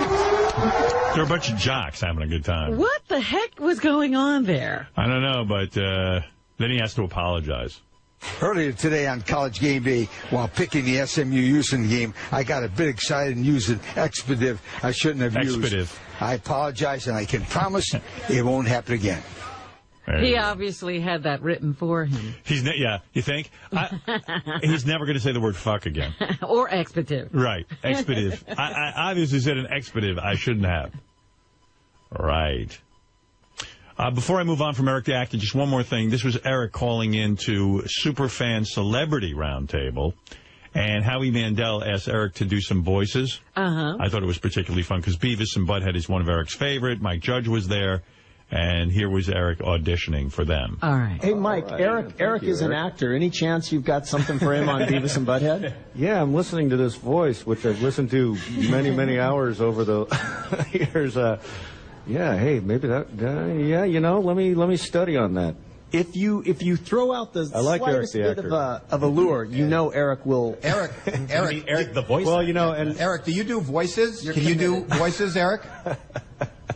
Yeah, I could probably do voices. Let's hear one. You know how there's always a problem with Eric's phone. It's always, it's right. Yeah, he wonders why I talk over him. It is such a long wait.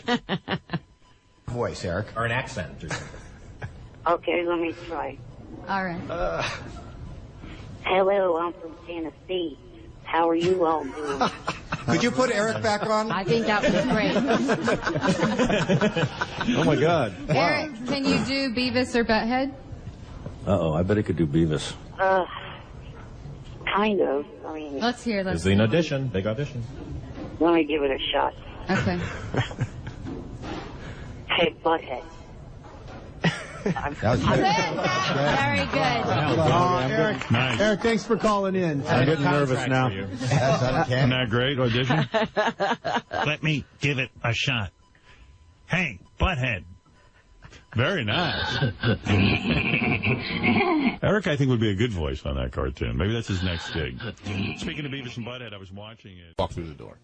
I did not know, actually. And Natalie, you said his face just lit up when she came in the room. Yes, people should watch it on Howard TV because you can see him on the inside just light up. He's giddy, and he can't look at her. And he could look at Kurt and touch his hand and talk to him look at him straight in the eye, but not Diana. It was actually sort of an exciting moment. Like Fred and I looked at each other because Eric was so excited. It was sort of one of those moments. Yeah.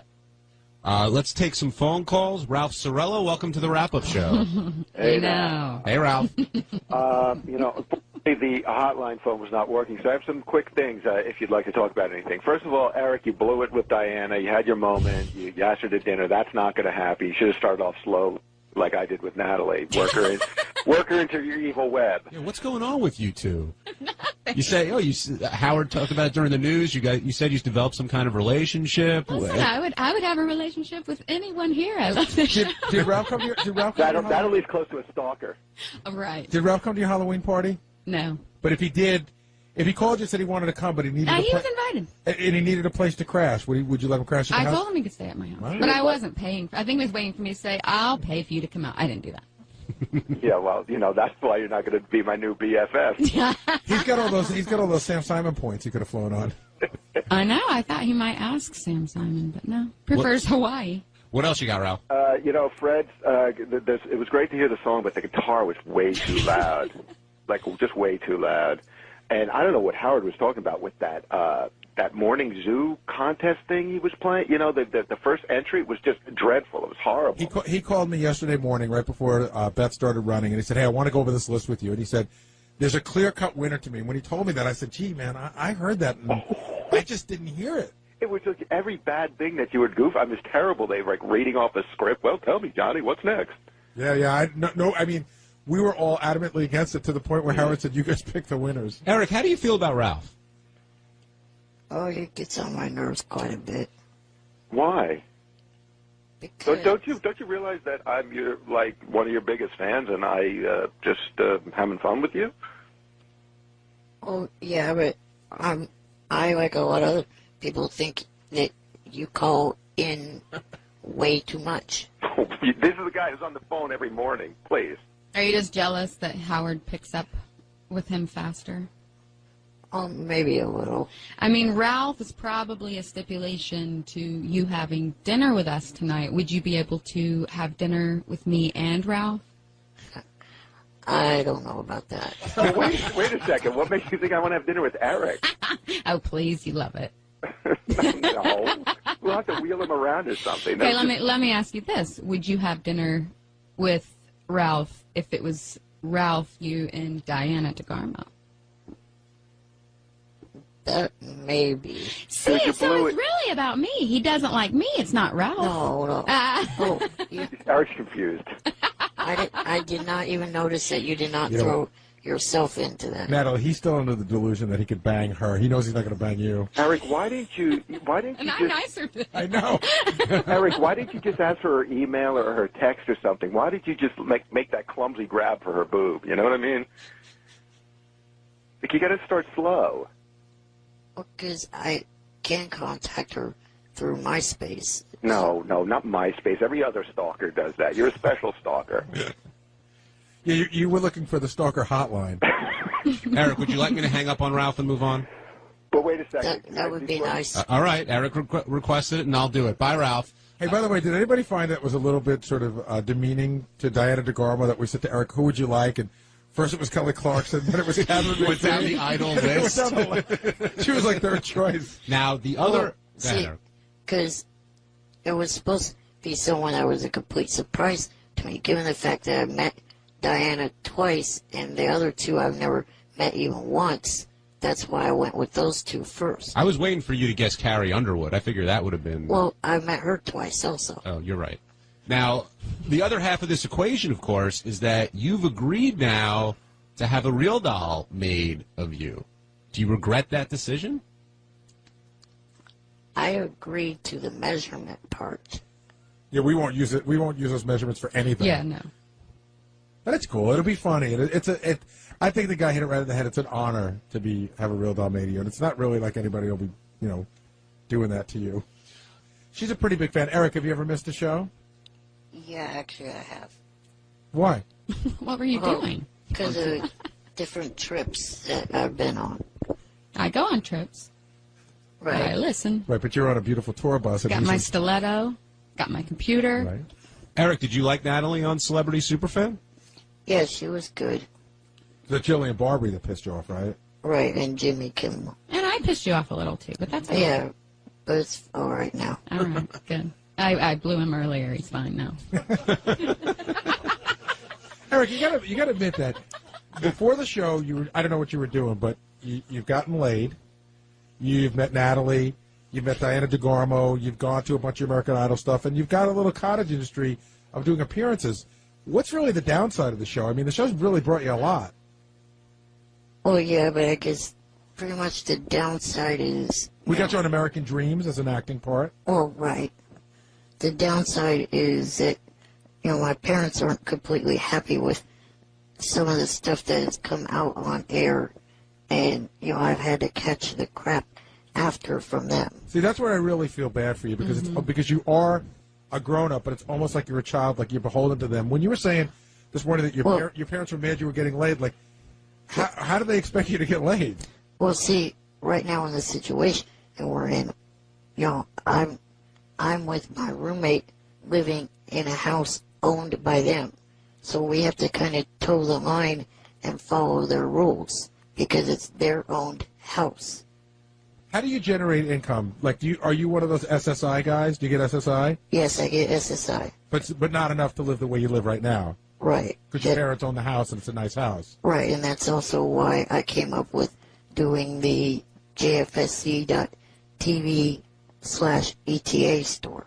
Now, the guy that lives with you, I've never been able to figure out, is he a friend or is he more of like a caretaker friend? Well, he's been a friend since junior high. But he helps you with everything, right? Right. Well, pretty much there are things that here and there that I do myself. Right. And what's going to be the fallout from today? Like, did your parents say to you, if you go there, there'll be trouble? Or did you... No, they didn't mind me going here. They just wanted me to not reveal a whole bunch. Well, good. Like, for instance, they don't want you talking about the threesome from last night? Yeah. Well, that's why I couldn't let the two girls take, the control of saying, what happened last night instead of it coming out of my mouth. Now, are your parents going to listen today, or do you think they're just going to read it on that website that they go to? They'll probably just read it because I don't think they have a serious account at all. Do you think your parents would ever, I mean, the threat is there, but are they ever really going to put you out? I hope not. Shouldn't there be a little piece of them? I'm a parent myself, and I would be... I mean, I get why it's not the greatest thing and not necessarily what you would want your son to have to endure, but you seem happy, and aren't they? Don't they? They should just be happy for you that you've gotten laid and that you're living life, things that maybe you never thought you would get to do, and now you do. I don't know. I can see. I'm hoping maybe it's just new to them, and they'll just learn to not read about it and know about it, but still love you as their son. That's what I would do. But we've been down that road before, and it's true that we've had people who have had kids who have issues, and they said, okay, the show's goofing around a little bit, but it's allowed them to do things that they might not have ever gotten to do. And it's kind of sad, too. I think parents, even though they're paying for you, I think that there has to, growing up, all of us have to mind our parents' rules because we're in their house. But I think at a certain age, that rule shouldn't apply. But if it does, may I say, get yourself a really good manager, and you could start making all of your own money with this real doll and with your appearances and with all sorts of stuff. Now, Eric, some people were doubting that you had sex with those two women that were in there today. Anything you'd like to say about that? Well, if they doubt that, they're wrong. Because I did. I think he had sex. I just don't know if I think he had an orgasm. Because I think it's weird that he doesn't know how many orgasms he had. Well, you got to also take into consideration I'm kind of new to this whole thing. So, I don't exactly know, when that happens. Well, let's hold on a second. But you know it when you're rubbing on the bed, yeah. Right. Well, you know when that happens, right? Yeah, but it feels quite a bit different. There's a feeling of euphoria that can't be, how does it that feel? Can't be missed. In what way does it feel different? Well, you've got an actual real woman in bed with you instead of just the bed. But you feel that rush of a roller coaster, spinning my head around and taking my body over. You know what I'm talking? Like you know what it feels like to finish, right? Maybe it's different for Eric though. Like how do you feel when you finish? Well, I just a little bit of chills go up and down. When it happens, and I have been able to tell a couple of times when it's happened, and although sometimes when I think it has happened, it actually hasn't though. So that's what kind of threw me off. Oh, is there such a thing as a dry ejaculation? Yeah. Okay. Well, do you have like a regular ejaculate? What's up, Energy? Do you have a regular ejaculate? Yeah, pretty sure of it. Yeah. I mean, you might also be having like a little bit of premature ejaculation. Yeah, that could be. Yeah. All right, we only have a few minutes left. I want to get to the phones. Let's start with Rick in Pittsburgh. Rick, you're on the wrap-up show. Hey, what a fantastic show today. And, Eric, great job today, buddy. Be proud of yourself, man. It was so great to see you happy. What I wanted to raise was the song, When I See Beth Smiling. If that was ever released as a single, what a great way to play a tribute to Lonnie Heckman, to get some publicity for Sirius, and maybe even have some money go to some charity. It'd probably take, $500,000 to put that as the #1 song on the charts? I think it's easily doable with the Stern fan base. What do you think? I agree. When we first heard that song, the reason we gave it to Howard is we thought it was so bad that it was sort of funny, but it does get in your head. And it's a good melody. Yeah. It's a good melody. Artie mentioned this on the air, and we were talking about it at the wedding. That poor guy died. You've sang the song. Shaw Blade sang the song. It's become sort of a legendary song, certainly on this show and beyond, and he's not there to... It's so sad, but you know what I noticed? Did anyone notice when whoever called his mom to do the news story on it and said who sang it at Howard's wedding? It was kind of like, I don't think she liked it. Oh, really? Not a fan of yours? She might be a Republican. I'm just guessing. Hey, Garrett, based on what you said before, we should honor Lonnie with a real doll. Lonnie, the guy that... Lonnie Heckman, yeah. What did he look like? In what respect? Well, you said it was a great honor to have a real doll made of you. Yeah, but we don't know what he looks like. Oh, we'll find out. I got a live model. How are you going to measure him? You can still be measured. Really? Yeah. But, I was with Artie when Natalie sang it at the wedding. It was poignant on both those levels. It did make me sort of sad because it was such a nice thing. And then I really did think of the guy, especially Lonnie's mom had sent me pictures of the night Shaw Blades came to town. and she was on stage with them, and she wrote Howard this beautiful thank you note about how much it meant. And so the whole thing was, it was a great moment of love, but it was also really sad. And I thought of that guy. God, if he were alive, he'd be so thrilled. Me too. I told everybody that story. He was sick, and did he know he was going to die, or? Yeah, I think he had a long term. He died of kidney failure, right? Yeah, I don't know if he knew he was going to die, but he was sick for a long time. Yeah. But I don't know if he knew that. And it was weird because a lot of people at the wedding didn't know the story, and I ended up telling a few people. In fact, I was telling Pat Monahan the story. I said, this guy wrote the song, and then he passed away, and everyone was like, oh, it just made it a little bit more special. Natalie, were you nervous performing for that at the wedding, or was it just... Oh, my God, absolutely.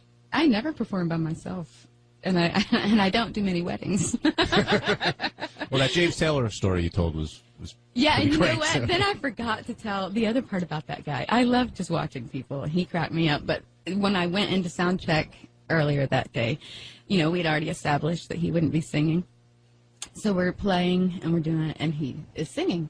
So we finished, and I say, I think I'm still going to stick with me just singing it. And he was like, oh, okay, all right, oh, that's fine, I won't sing. And he, instead of just not singing, he, makes a big gesture of, pushing storming the microphone away from him. And his friend was like, oh, what do you... He was like, oh, I'm not singing, so you can just take this away. I was like, oh, my. Just total attitude?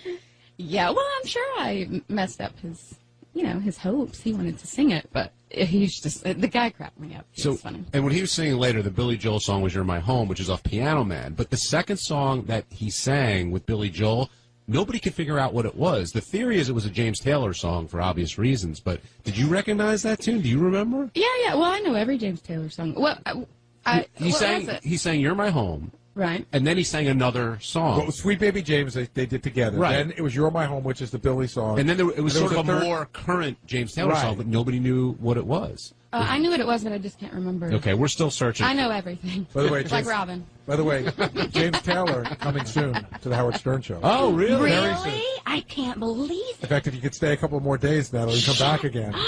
We love him. I just thought after that brilliant interview with Carly Simon and their son, I thought he's never coming back here because he knows what's in store. Well, he might be coming back. Well, there's something to look forward to. Teddy's playing music. We've got to wrap up. Eric the Midget. That's an A-lister, by the way. Take note, A-lister. Eric, what would you like to plug?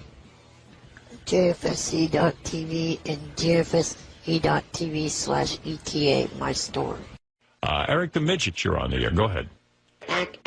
It's Eric the actor. I'm club fucking footed, you asswipe. I love that. I know you are. I mean, I know now. I don't love that you're club-footed. I love that you expressed it that way. Right. Does it make you feel good to make fun of people, fucker? Who, me? Yes. Did I make fun of you? Yes, Monday you were making fucking fun of me. How so? For my foot. I didn't make fun of you. Eric, you're so delusional. Listen, I'm going to set you straight, and then I'm going to hang up on you. Number one, your foot was turned backwards. I said, I think something's really wrong with Eric. I was worried about you. I didn't make fun of your foot, and then you called in, and you start yelling at me that you're club-footed, and I go, I didn't know that. That's why I was asking. I don't think I made fun of it. I didn't ridicule you for it. I didn't say, hey, gee, he's a jerk. He has a club foot. I was like, wow, poor guy. Looks like something's really wrong. I don't know why you perceive everything to be I mean, I guess you've been made fun of in your life, and you're probably twitchy about it, but fact of the matter is I wasn't making fun of you. I'm the only person that treats you like a normal person. Well, no, I'm not the only one that saw it as you making fun of me. Who else saw it that way? You heard from somebody? No. Not exactly. No. Probably were other people that felt that you were making fun of me. I demand an apology. Please apologize for yelling. And you don't treat him like a normal human being. You give him way too much leeway because of his affliction. Oh, you think so? Yeah, it's true. I wouldn't even put up with half his shit. That's right. Yeah, you're right. Yeah, Robin's right. You're not right about the 25-year-old, but you're right about this.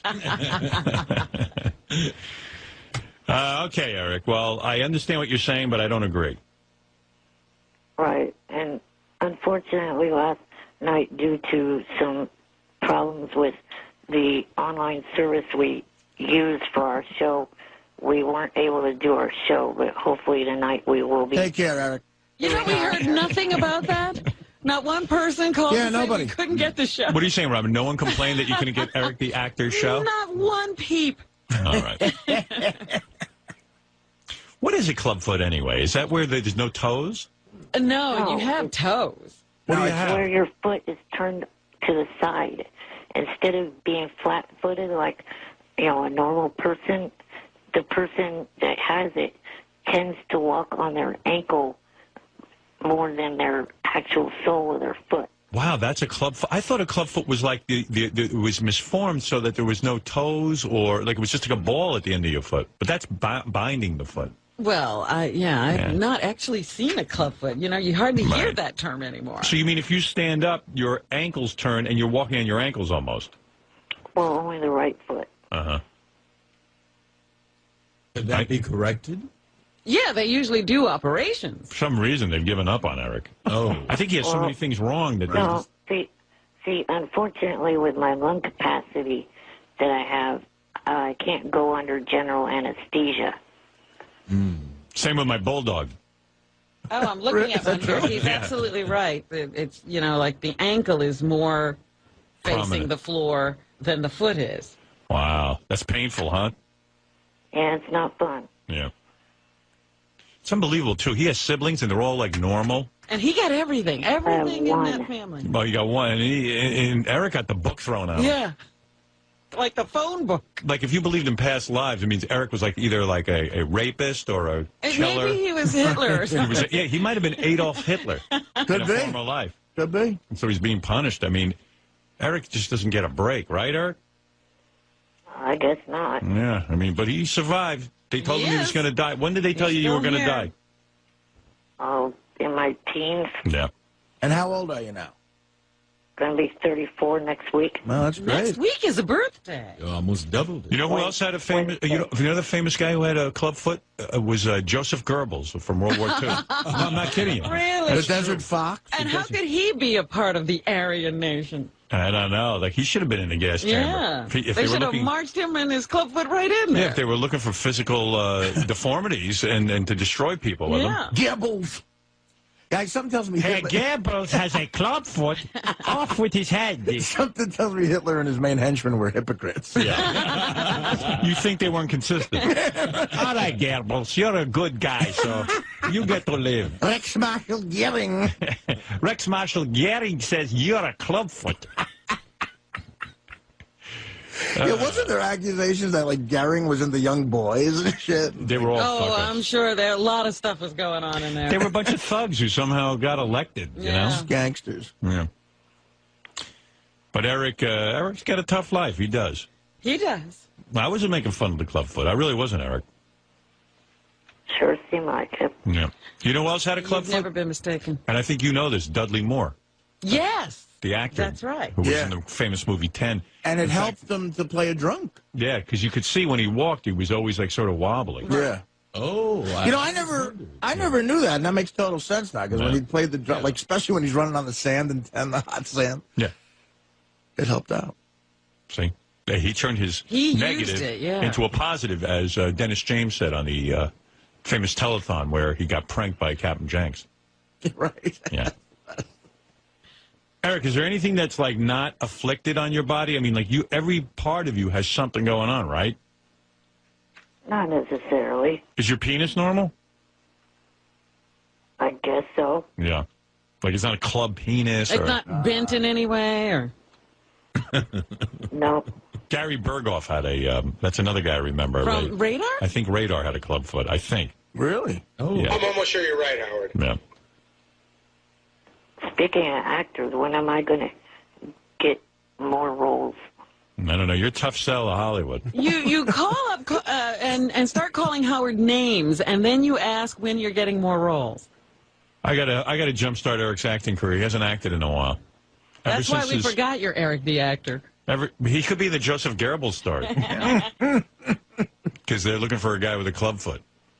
But, yeah, Eric, what? It's been, let's see, almost 4 years. It will be 4 years this month since the episode I was on aired of American Dreams. Yeah, in Hollywood, they consider you bad luck because right after you run, Hollywood Dreams went off the air. Yeah. Yeah, and American Dreams. American Dreams. American Dreams. Most hot actors do have 4 years in between each part. Wait a minute. That show was on the NBC chopping block even before they thought of having me on it. I know. That was comedic license. Yeah. Sorry, we're going to get the American Dream newsletter this week. Let me ask you something. I'm getting friendly with this guy, Robert Mills from ABC, who hosts, who works on The Bachelor. Would you consider being a Bachelor? Why don't we submit him? Oh, that would be great. Would you ever consider that? You ever watch that show? No, I never watched that. Are you familiar with the premise? They put you in a house with like 30 of the hottest chicks, and they fight over you because they want to marry you. So Right. in your case, it would be science fiction.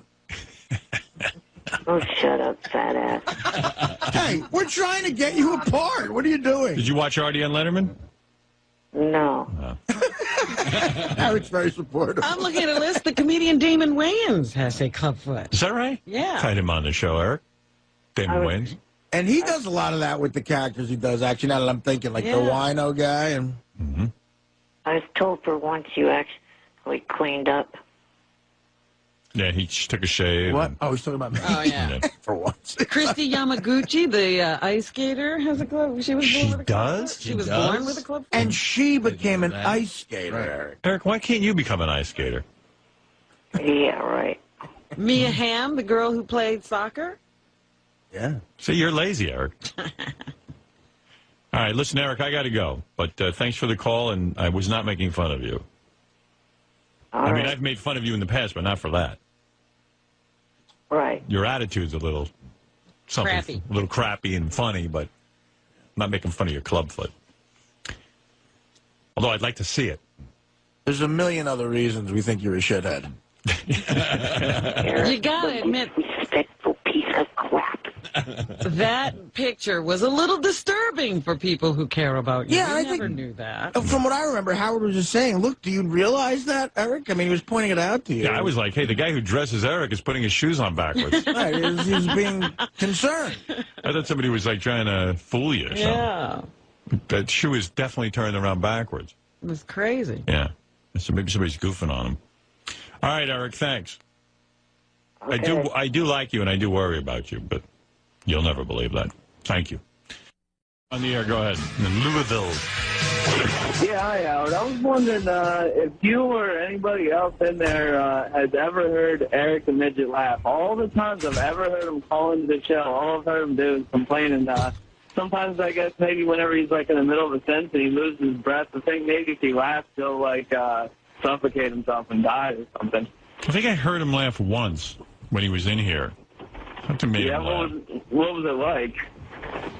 I don't know. I know what you mean. He seems like a kind of sour guy, but he did laugh once. Right? Do you recall that, Robin? Eric Who are we talking? Eric the Midget? Yes, once he did laugh. He got a good giggle. Yeah. I don't even remember what it was about. Yeah. JD says he remembers. Go ahead, JD. I've heard him laugh several times on his Idol show. On his Idol show. And I could pull one, but it'd take a little while. He goes... Right. Like a girl. It's more of a giggle than a laugh. It's real quick. It's like the Michael Jackson kind of laugh. well, it might be a little deeper, but that's how I hear it. I'm club fucking footed, you asswipe. Yeah, that's the Eric I know. All right, thank you, Randy. Thanks for the call. Let's go to Eric the Midget. Speak of the devil. There you go, Eric. Go ahead. You got your couple of minutes. Eric the Black Actor. All right, Eric. Good morning. Morning. I just want to say I don't have any problems with you at all. You guys are not on my bad list. But callers like that are. Why? You want to know if we had ever heard you laugh? Yes, I laugh. Of course I laugh. Well, how does he we know? might not have ever heard it. Why would you be mad? You get mad at everything. Why would you be mad? Guy wants to know, hey, did you ever hear Eric the Midget laugh? I go, yeah, I think I have. Because I get mad because shitheads like that are prank calling me left and right on my He wasn't cell. prank calling? I know, but I'm saying stupid-ass fans like him have been prank calling me left and right on my cell. Well, why do you give out your cell? It was an accident. I did it on a message board. That's an accident. There's no such thing as an How accident. did you have that accident? Well, change it. I copied an email that I emailed to the Bunny Ranch girl that copied it on to their board, and I forgot to take the phone number out of it at first. All right, That Bunny Ranch is always getting you into trouble. Here is Eric the Midget giggling. This is actual tape of him if you've never heard him laugh. Listen carefully. That's it. Play that again. A chipmunk. Sounds like a puppy. That's as much as you can get out. You ever laugh uncontrollably for a little while, Eric? He's a pretty controlled guy. Yes, certain sitcoms and comedy movies and comics. What sitcoms? 2.5 Men and some others on CBS. Nothing on NBC. Nothing that makes you laugh on NBC. He's never laughed at anything on NBC. They got all crappy sitcoms. Eric, real quick, I don't want to dwell, but did you contact the guy from The Bachelor who I put you in touch with? Yeah, as I said to Gary in a voicemail, I called him once last week, and he called back. Oh, he did. So you're actually going to meet with him?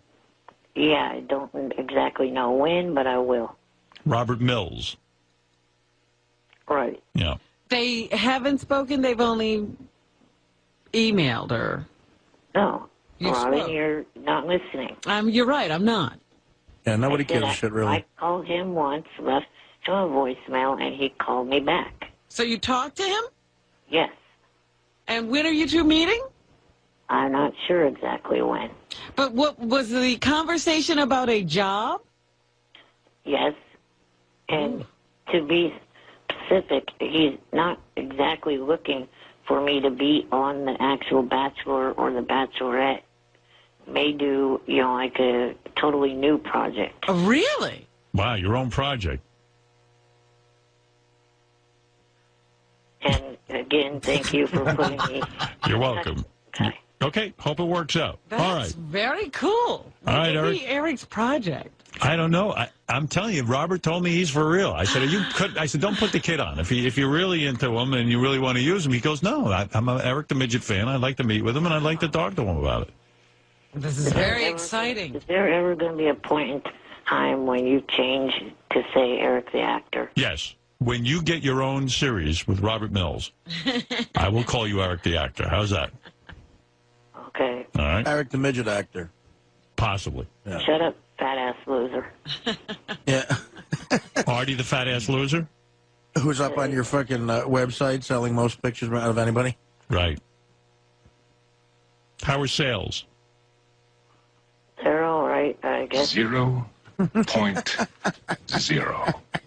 Are you making any money with that? With those pictures, Eric? 0.0. And I had to shut the site down for a while. Oh, you did? You took your site down? Well, due to one of the fans reported me to SSI. What? Yeah. Oh, One of your fans reported me to SSI. In other words, you get, because of your condition, you get Social Security assistance. And one of the fans actually took the trouble to report you to SSI? Yes, and I had to go through a bunch of hoops to clear that up. Boy, oh boy, Our fans. Our fans, boy. I'll tell you what, whatever shithead did that, I got to side with Eric on this. That's just low. The guy's in a wheelchair. He was trying to make some money. He doesn't make a lot of money. Yeah, the government doesn't give out. He's not rich from the government. Trust me, I don't like paying taxes. I mean, I got to, and I do it, and I understand my taxes have to go to some good things. I don't mind my tax money going to Eric. Thank you. I don't. Send SSI a photo of yourself. They'll understand, Eric. No audio, because then they'll hate your guts. First of all, I am sure they'd never want to take you to court. I mean, can you imagine wheeling Eric in and then the SSI guy standing there going, this motherfucker was selling pictures of himself on the internet. Is the I'm judge club going fucking footed, you asswipe. That's the thing, Is the though. judge going to entertain me? Yeah, I mean, the judge would say, listen, there are there's a billion problems in this world greater than Eric the Midget selling some pictures on a website. Tell me he can get out of that wheelchair. You know what it is with SSI? You have to prove you have no other income.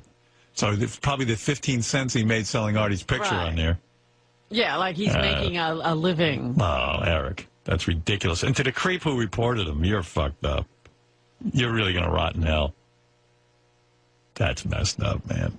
Yeah, I was sitting here just thinking about that woman who was shot with the arrow, and I said, somebody out there knows that was their arrow, and they're not coming forward. No kidding. Well, who turned in Eric the Midget? Yeah, right. Turn that guy in. Turned in Eric the Midget. Imagine one of our listeners picked up the phone and called SSI and reported Eric. That's crazy. Wow. That's cold. That guy was so stupid he didn't know the right office. He reported we had 2 offices here in Sacramento. So what happened? They wrote you a letter? Yeah. Wow. And Were they threatening to turn off your assistants? Yep. Oh, boy. Can you imagine the condition he's in? Really? And making him work to keep his assistants. That's another thing he doesn't need on his plate every day. So you were making a couple extra bucks, right? And now you can't. Yeah, exactly. Wow. I guess that person's happy now. How did that affect your lifestyle? Well, I couldn't get quite a few things that I needed to get. I hope that person feels really good about themselves. Artie, even you got to feel bad for the little guy. Not really. No? You're okay with him being... Matter of fact, I reported... Yeah, I knew it. I knew Artie was the one. Artie turned him in? It's either Artie or John Hine. Why, does John Hine have a problem? I don't know. I think everyone has a problem with him. All right. I wouldn't turn him in, though. No, I wouldn't. You wouldn't turn them in. I would never rat a kid out like that. All right. All right, Eric, thank you. No problem. That's a sad story right there. Good luck. Good luck continuing to rip off SSI. Yeah. Not that you should rip off SSI, but I figure if he sells a few pictures, it wouldn't have really affected anything. Yeah. That is a low. Yeah. Roy, you're on the air. No Name on line 1. You're on the wrap-up show. Hello, No Name. Oh, you're talking to me. Okay. Yes. Yeah, I just turned on and heard on the repeat that someone ratted out Eric the Midget to the Social Security Administration, and Howard calling him a shithead. I am that shithead. No, seriously, are you being serious? Yeah. Now, why would you do that? Listen, I love fucking with that little guy, but that's a really sort of terrible thing to do. I mean, are you doing it because you wanted to break his balls, or are you doing it under some premise that you feel he's ripping off the system? Why would you do it? If he's earning an income, then he shouldn't be getting Social Security benefits. That's meant for people who can't work or earn an income. But he can't. And if he's earning, but you look at him. You see, he's not capable of any physical labor, right? And there's not really a lot of things that he can do. So he figured out a way through being on the show and taking, quite honestly, quite a bit of shit from us to earn a couple of extra bucks. I mean, he's not breaking the bank. You know what I mean? Right. I just wanted to call into question, if he's earning an income, is it enough where he doesn't deserve the benefits anymore? I mean, if they decide that, okay, he's earning a little bit of extra money, but he still qualifies for Social Security, fine. Does Eric piss you off? I mean, was it personal about Eric, or was it more about the principal? It was. Yeah, it's really infuriating to listen to how ungrateful and arrogant he can be. And then I heard that guy that he blew off at the Bunny Ranch. His handler was walking around that place with quote unquote a wad of cash. So it tells me he's maybe making a few bucks. But like I say, if Social Security decides that he's earning an income, but it's not enough to cancel his benefits, I'm fine with that. I just called into question. Like anyone, he should be paying taxes if he's earning an income, and not getting on the public dole if he's bringing in his own money. So let me ask you a question. You figured it was him. How did you know who to call, and how many calls did you have to make, and what were the conversations like? It was a quick email to Social Security. Did you at least call him Eric the actor when you reported? See, that's funny because Eric said it today on the show that it took that they contacted 2 different offices. No, I just sent one email. Well, you might not be. Let him talk. You sent an email to who? To Social Security Administration. They have a link reporting Social Security fraud. And how did you know Eric's name? It's all over the place. He's got an IMDb page. Right. And what? Eric Lynch. And what put you over the top? Like, what made you decide, okay, you know what, this is why I need to report him? The day, I think it was either Howard or Robin asked him, now, Eric, do you pay taxes?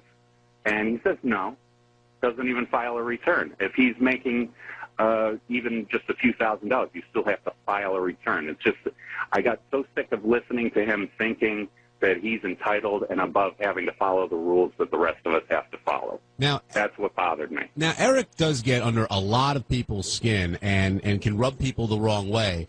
But do you, Gary and Benji, think that this is going a little too far? I do. I really do. I think it's going a little too far. I think that, like I said, I think he could be a huge pain in the ass. But at the end of the day, look at him. Look at the obstacles he's dealing with. And it'd be one thing if he were, running a lucrative clothing company out of his home. But like I said, he comes on the show and he lets us break his balls pretty hard. From that, he's got a small degree of notoriety, and he's selling a couple of pictures and a couple of artist pictures. What is he really making? Benji? If it was purely on principle, I'd feel bad for Eric, but I would understand how the guy felt. But to do it out of nastiness, just because you don't like Eric, that just seems kind of mean to me. So you think this is vengeful? I didn't do it because I don't like him. I honestly don't like the guy. But it bothered me in the same way I would see someone who is in perfect physical condition and filing workman's comp claims. Have you ever reported anybody for anything like this before? One time for tax problems because of the business I'm in, and someone was doing shenanigans with state sales tax. Right, because you don't sound entirely truthful, because you just said that one of the reasons you reported Eric is because you don't like him and you found him to be ungrateful. I don't like him, but it's not the reason. Right. I felt he's trying to play both ends. What's your name? What's it called? No name. Oh, no. I'd rather not say. I don't feel like getting all the crap email from the. I was going to say you're not people. such a bad guy. Give your business a plug. You can go to MySpace/Eric the Ego if you want to see the parody page I made up of him. Do you fear how Eric's going to react to this? No. Wait, John. No, I just think he should pay taxes like everybody else, and if Social Security still thinks he qualifies for benefits even though he earns a little bit of an income, I'm fine with that. I just wanted to be sure that he's playing by the rules that the rest of us have to play by. I mean, Benji, wouldn't you be furious if this happened to you? Oh, yeah. Yeah, no. Like I said, I understand if someone says listen, I'm against Social Security, but I would never try to take it away from Eric on a personal level. You're against Social Security? I'm a libertarian, so I'm against any kind of for the most part, any kind of social welfare. All right, No Name, we're going to let you go. Any message you want to leave for Eric? No. Okay, so you feel like you're just doing your civic duty? I just feel that everyone should play by the rules. I'm looking at this website. It's a picture of Howard's poster for Private Parts, except Eric's face is on it with the sunglasses. Eric the Midget is starring in tiny parts. And it says, Eric the Ego, can't believe they got me to say ack, and it's just a very angry Hey, it site. looks like you illegally stole that poster. Yeah, I was going to say, No Name, do you have rights to use that poster on that website? By the person who did the graphic, yeah. Okay. What does that mean? Howard? They don't have the rights. No, I forget his name. Dr. Ivan, I think, graphics. He did the thing. Right, so he took it illegally and you just put it on your site. Yeah. All right. I mean, I'll take it down if you guys want me to. No, I've got a whole bunch of pictures that I can play around with. That's all right. Well, thank you for coming clean and calling in on the wrap-up show. All right, thanks a lot, guys. Okay, that was No Name, and I don't even know what to think of that. No. Eric the Midget wants to, I think, I would guess, discuss American Idol. I don't know what else he'd have on his mind. Is he still doing that horrible show? Yeah. Eric, you could stop doing that horrible show. Really? Nobody's listening. What are you going to bore us to fucking tears with now? I'm not going to tell it on the Wait, show. come on. Fred, stop hitting that. Go ahead, Eric. I'm not going to stop doing that show, and it's not horrible. It is, Eric. It's really bad. First of all, Oh, it's not. I spent a minute or two talking about American Idol, and even I was bored. It's a boring topic. And you get right to the point. Yeah, I mean, I get to it and I get done with it. He slices and dices. You know, I say, hey, the chick with the tattoo, that's the, first of all, any girl with a sleeve, forget about wearing an outfit with a sleeve. The sleeve becomes the outfit. Eric the Midget, go ahead. Thank you for finally coming back to me. Oh, shut up. Yeah, by the way, I hung up on Eric the Midget. I didn't mean to. Oh, I was going to say, was he holding on the whole time you were arguing with Scott? Well, no, he was on the phone, and at some point he wasn't. So I must have, moved on to another caller. I didn't even remember he was there. We never even got to hear what he had to say. It was nothing personal. It was my favorite Eric call in months. You liked it? Yeah. Oh, shut up, fat ass. Okay. Buddy. All right, Eric. Go ahead. What do you have to Angry say little that's so important? Fucker. Well, just wanted to say that you guys were talking about Idol. The last 2 weeks, I think that the Adam Kid has been the worst performer ever in the history of that show. You're wrong. Thank you. Speaking of bad, I won't let this go on any longer. speaking of bad performances, let's talk about your hairline, Eric. What's going on there, buddy? Where's the hat?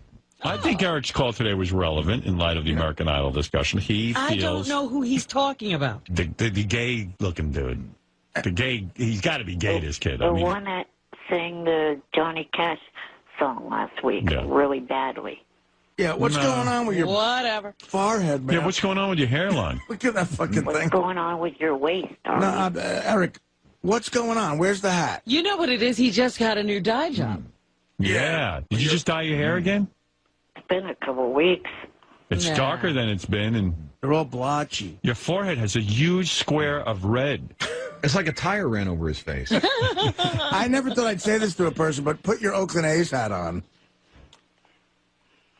Eric, you got do you see it? There's a huge red square on your forehead, almost like that guy from Russia, Gorbachev. You look like Moscow. It looks like Moscow is on his forehead. You look like the Kremlin. I think it's funny that Eric dyes his hair. I know. It's great. He wants to look good. It makes Eric Eric. I like that Eric's vain. Mm-hmm. A lot of guys in his condition wouldn't even care what they look like. He does. He's looking for a look. Yeah, he I don't think grooms himself. he's gotten it yet. I don't know if you can see it, but he's got a thing on his lower left lip that's like a fucking Christmas ornament. Is it the herpes? No, it's not on the lip. It's on the cheek. Yeah, it's like right next to the lip. Right, and there's something on the nose. He's broken out today. Yeah, you're pretty broken out, Eric. Did he have a fight with a snake? No, I did not. It sucks. On top of it all, he's got acne. You know, it's terrible. I think the acne. At least acne goes away. Doesn't take a doctor. What? Huh? At least acne clears up. Oh, okay. And what does Artie have that doesn't clear up? His fat ass. That was kind of weak. I don't know. I'll tell you what. I'll be thin way before your acne goes away. Oh yeah, you'll be thin in a couple days or a week, whatever. You know what? Let's have a contest. I can lose 50 pounds before your acne goes anywhere. Eric, what is going on your lip there? Is that, it's not a herpes, is it? Be careful with these That's broads. too far away, I think. Yeah. It's just, zits. Zits. What do? You try to squeeze it and then it's not squeezable? All right. Yeah. Did you try squeezing that? Because it looks like it got inflamed. Yeah, I did. Yeah, went wrong, huh? But the most recent thing that I've done to my hair is had it cut last week. Yeah, I like it. What about this big blotch on your forehead? What is that? Is that psoriasis or nerves? No, it's part of my condition. Oh, is it?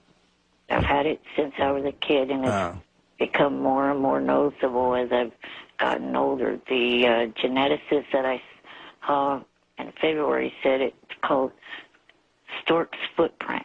Oh, stork's footprint. That sucks. He's got everything. Eric didn't get one fucking break in Not life. one, yeah. That proves there's no God. Well, Right. Eric really, seriously, I like Eric. He just didn't get one break. Not one.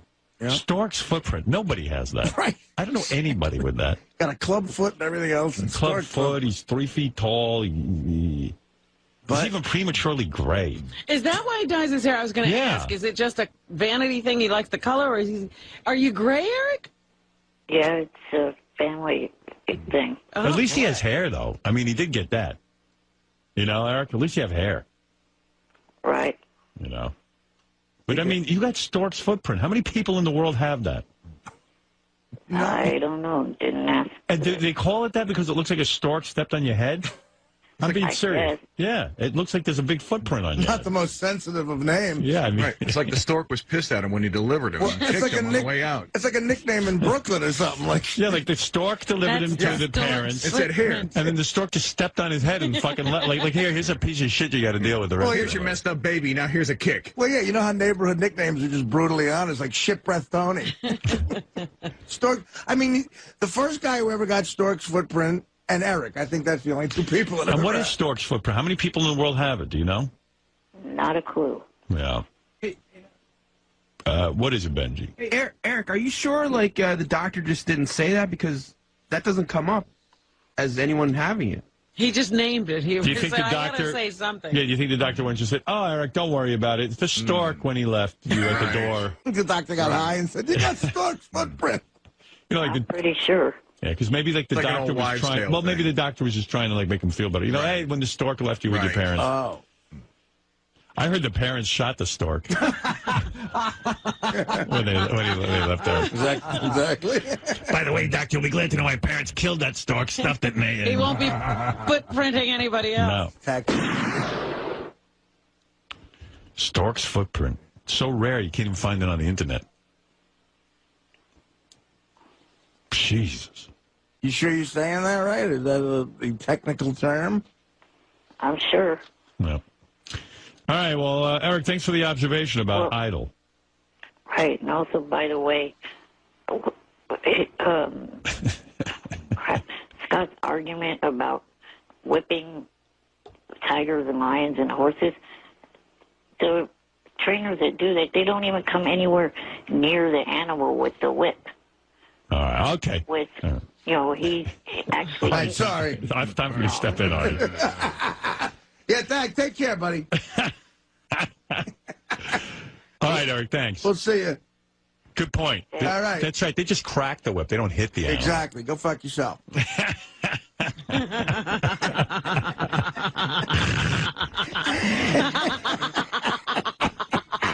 Oh, my goodness. Anyone plugs their shit wipe? Oh, by the way, Sizzle chest? I was looking around. Stork bite. Oh, maybe that's it. Stork bite. It says stork bites occur in 1/3 of all newborns. That's what you got. 1/3. 1/3 of all newborns. Although it sounds like something that goes away. I don't know. Unlike Eric. Right. Eric, it's called stork bite. Wait a second. Okay, they told me the wrong thing. Okay, see ya. You talk about when you talk about that he never gets any breaks. He doesn't. We're talking about this, and we found it. It says occasionally it doesn't go away. And Eric's got the one Like that it's, doesn't and go it's some away. rare case. He wins that lottery. It's also man. called salmon patch. Right. I feel for you, buddy. Take care. Salmon patch. And they said maybe lasering might be able to fix it, although... Oh, what are you going to do? What's the Laser point? Eric? I think they have to laser half his head off. On top of it all, you have salmon patch. And Dr. Jules is on the phone. He says he knows about stork's bite. Yes, Dr. Jules. Hey, how you doing, guys? Yeah, Great, he's Dr. Jules. Dr. Jules is a dermatologist. He's the guy who gave Jeff his ass. Right. What do you know about He this? saved Jeff's ass. What do you know about stork's bite? Stork bite is actually very common, and the reason why it's called a stork bite is it's usually on the back of the neck, and most people don't even know they have it. If you look at the back of the neck, you'll see it's a port wine stain, and because people used to think that storks would pick up a kid by the back of the neck, and they call it a stork bite. I want to meet the people who thought that. But as you can see, Eric's forehead, I'm looking at the stickum thing. It cuts right down the midline. You see, it stops right in the middle of his forehead. Yes. Very common, and that is going to be permanent. But it is easily lasered off. He could have had it done as a kid. Well, they probably didn't have a laser back then, but it can be treated. Oh. But, I mean, really, with Eric, I mean, would it make a difference? Hey, I bet you, Eric, we'd like to get rid of that, right? Yeah, I wouldn't mind getting rid of it. I mean, you know. And the zits are easy to get rid of. And What would you do for the zits, Dr. Jules? a little tetracycline or minocycline. Maybe Accutane? No, he doesn't need that. He doesn't have that bad He's a not that bad. Maybe a burqa. Yeah. I was going to say, just cut off his head. How long would it take you to laser off his stork face? stork face, because that is his It would face. take like 4 or 5 treatments. Or what if Really? we actually put a stork's face on his current face? Oh, it takes 4 or 5 treatments. Oh, Yeah, it's not just a Yeah, but simple. it's painless. it's painless. I mean, they do it. They do it. A lot of these people have huge. Unfortunately, you have a newborn that has like half their face. They start really, really young before the kid goes to school. So, right. But Well, like how long does you have to wait in between the treatments? about 3 weeks. Any chance he could turn his foot around? That's not his specialty, I don't think. No, you don't do that, huh? I'm club fucking footed. What the hell? Club fucking footed, you asswipe. All right, thanks, Dr. Jules. Maybe, Eric, maybe you ought to look into that if you want. All right. Well, listen. If you were in the New York area, I'd send you over to Dr. Jules. He'd probably take care. He'd probably comp you. Of course. I hook him up. He'd hook you up, but you're not around here. Give Carl a free ass. You're not kidding. And what an ass it is. You know, Eric, I bet you Dr. Jules would have comped you if you were around here. Right. Yeah. All right. All right, guys. Thanks, Dr. Jules. Take care. Good. I don't know if there's enough time to get into this. He's always mad at you. You're the only person who does anything for him, and yet he beats you up every chance he gets. I guess his TV show is debuting tonight. Fringe? Fringe. Uh-huh. His episode. I saw something on the internet where they interviewed him about his character and how he got into the part, and it was really funny. Oh, really? Yeah. Oh, Fringe is on Thursday night. So he's been trying to call in to get on. I see him. He's on hold. And a lot of times you and I are in the middle of something. We're doing something for the show. I can't pick up the phone and get to him. He expects us to stop. He gets very irate. Especially now that he's an actor with a show coming on television. And he went into a rant. He can't believe we spent 2 hours talking about bed bugs when he should be on the air promoting Fringe. I mean, it's hysterical. So he left a bunch of voice messages. I love that. Yeah. It's almost like you want him to be upset because then he gets us such good voicemail. Here's the insane world of Eric the Midget. This is a message to the Howard Stern Show and to Johnny Fratto. I was hoping to be able to be interviewed this week to promote the Fringe episode that will be airing Thursday night, the 30th, on Fox at 9 o'clock. 8 o'clock Central. But so far, I've only been left on hold. You know, that's not cool.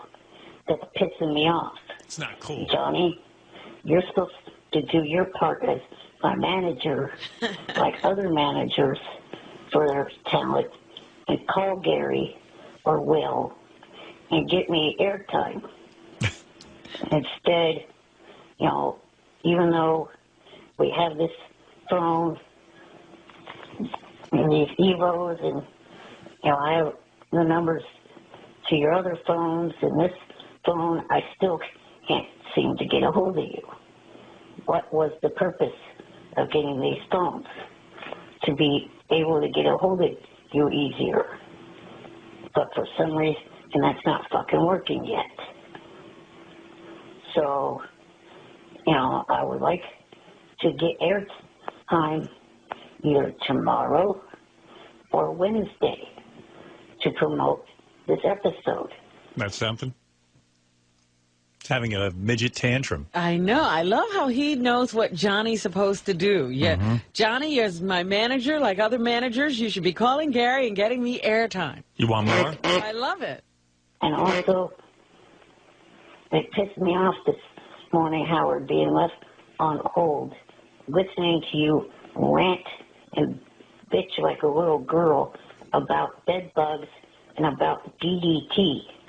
FYI, our national bird, the bald eagle, almost got brought to the brink of extinction. Not true. I'm going to play you a clip from Michael Crichton, who's no longer with us. He essentially says what's on that junk science website, that all of these studies that supposedly wiped out birds are all bullshit. They were not done accurately. There was no example whatsoever that DDT affected bird eggs. Zero evidence. To the DDT. They're not going to bring that fucking shit back Yes, they are. because of that. Between hunters, farmers, and DDT, eagles almost No. Or non-existent. Nothing to do with DDT, I'm telling you. I've researched this to death. So it's either we kill off our national symbol and bring back DDT. Bring back DDT. Don't listen to Eric. Doesn't know what the fuck he's talking about. Eric's fighting you on the DDT. Yeah, he has no clue.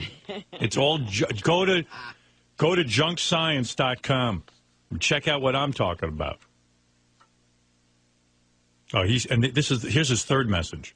And Johnny, do your job too, and get me some airtime, and also maybe get me an interview on Jimmy Kimmel. Oh, no, I'd watch that. Eric, a guest on Jimmy Kimmel, being interviewed about Fringe. Can you imagine? Johnny's not doing his job. He's right. He's not on Jimmy Kimmel. That's right. He should fire Johnny. I'm sure Johnny would be really upset. Johnny could get back to his own job. Point with that show only being 2 nights away, more than likely it will have to be a Skype interview. I don't care if... what? I don't know. You know, due to you, Johnny, or due to the show, I want to be on that show, Jimmy Kimmel, with an interview to promote my episode of Fringe. What is he talking about? He said it might have to be a Skyped interview, like video chat. Oh. Yeah, Jimmy's going to put Eric on Skype because that'll look good. Because he's such a... he's not Brad Pitt. I think if Brad Pitt said, I'll be on Skype, maybe. Jimmy wouldn't even do that. He'd send a camera down to Brad Pitt's Right, house. they'd have a crew go. Right. Now, we got these Evos. I would like you to call me on the Evos. What's an Evo? And finally... We have these Evos? Yeah, what's an Evo? Must be like Skype. Like a phone type We thing. have these Evos. Yeah. Talk to me and finally get things going. All right? Do your job. And, Howard, stop bitching like a little girl about DDT. It's my show. I'll bitch about whatever I want. And, you know, Eric, I swear, now it's at the point when I'm doing my show and I look over at the computer and I see Eric's on there, I kind of feel like, oh, wow, I got to get to Eric. Well, Fuck that. it's working what he's doing. Yeah. Eric, I'm doing a show. I can't drop everything for you, whether you like the topic or not. And by the way... Quite frankly, do you realize you get more appearances on this show than many famous people? Yeah. Right. So I can't believe you're bitching about airtime. And I don't know any other show that has you on, including Jimmy Kimmel. None of them. Everyone else, we say, you've had too many appearances, let's space them out. You get on almost every day. Yeah, and then I'm in the middle of a bit or something, I'll see Eric's on the phone, I go, oh shit, Eric's on the phone. How do you think you got that show? And don't you think it's a little late to be figuring out what your PR plan is? And you really think Jimmy's going to have you on Skype? He's had people on Skype interviews before. Who? I don't remember who, but he's done it. People as big as you in show business? I mean, Eric, you're not exactly a household name. Well, neither was the cooking kid that he had on a couple of weeks, or about a month or so ago. He had a 15-year-old kid that no one probably knew about. And on did Skype? The cooking segment. On Skype? No. Oh. In the studio. Right. We're talking about Skype appearances. And the kid had something interesting. He's got a thing going on. He's a Probably chef. was a charming kid. Yeah. You're not exactly charming. I saw that interview you did for the, like that sort of, it went around on the internet. It was Eric being interviewed about how he got into his role. Uh-huh. And it was so boring. I mean, it was funny because it was Eric, but it was like, they go, Eric, how did you get into your part? And he goes, I grew a beard. Took him like an hour to spit that out. So the truth is boring. That is all I did. I know, but it was just kind of... Well, that's not really much acting. Yeah. I mean, you got into your part by growing a beard. Well, I figured a completely clean-shaved homeless man want to look right. Well, imagine Eric on Jimmy Kimmel. Like, what is Jimmy going to really ask Eric? Like, there's no history there. So all of a sudden, Eric pulls up. I'm on Fringe. Oh, well, how did you prepare for your... I'm just here to promote. Yeah. How did you prepare for your part? I didn't shave. Well, thank you for coming. He's making some sense. He's saying that it seemed to him wrong that a homeless man should be clean-shaven. Yeah. So he thought about his appearance. Well, homeless man also doesn't shower and doesn't, wipe himself when he shits. So well, maybe... you can act dirty, but you got to, have the hair on your face to be unkempt. A real actor would, shit his pants. That would be great. How did you prepare for your role? I shat my pants. Let me play this thing. Let's see if it works. Stop me if it's not working, okay? Because it's sort of a visual thing. It's Eric sitting on a bench being interviewed. On a bench? Yeah. I'm in my wheelchair being interviewed. Oh, yeah. But he's by a bench of some kind. I don't know exactly what's going on here. I play a homeless man. The fact I'm playing a homeless guy, I decided not to shave, and that's about all I did to prepare. When you read about his character on Howard Stern, you read that he's grumpy and all that, and not at all. He turned out to be... That's his co-star. I don't know the guy's name. Sebastian. Yeah. He's actually a very sweet, innocent, kind person. You picture someone. Eric's now in show business. Eric's in show business because you know how everyone compliments each other in those interviews? This guy's saying nice things about Eric? Yeah, he's like, hey. He's like Daniel Day Midget. He's like, yeah, Eric was very, very pleasant. He's unlike his character. Yeah.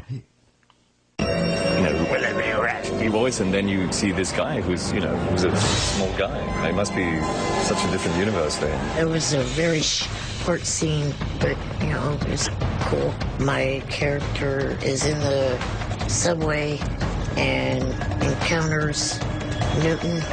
Yeah, Marker. Crowd. And action! And then you see Eric acting. It's great. I won't play the whole thing. I don't know if you want to hear more. Right. Does Eric talk a little more? Yeah, he's in there. You hear him actually doing his scene. Oh, yeah? Yeah, but you got to see it. It's a visual. Know. And that's on Thursday night? Yeah. I can't wait. The guy says to Eric, watch this box. That's Eric's scene. And Eric goes, okay, and guy gives him $5 and he goes, you could give me some more money. And he gets $3 more out of him. What? Do you mind doing me a favor? Would you keep an eye on the box while I go to the restroom? He hands me $5, and I look at the 5, and I, say, $5? Are you kidding? I'm a professional, pal. Come on now. I'm sure you have 3 more of these in your wallet. He hands me more money. All right. 1, 2, 3. There you go. You drive a hard bargain. But ends up talking to Eric like he's a child. You're like Mini Brando in that scene. It's very impressive. Thank you. Wow. The way you just kind of negotiated that $3 extra. Did you ad-lib that, or was that in the script? It was 3 extra 5s. Oh, 3 extra 5s. Yeah, that's what I thought, that there's 3 more of those, that 3 more $5 bills. Yeah. He gets $20 for that. Guess I wasn't paying attention. You didn't understand. It's too deep for you. What's in the box? I don't think I can give that away. I see. But you know. Yeah. Of course he knows. He's an insider. Do you miss the cast and crew?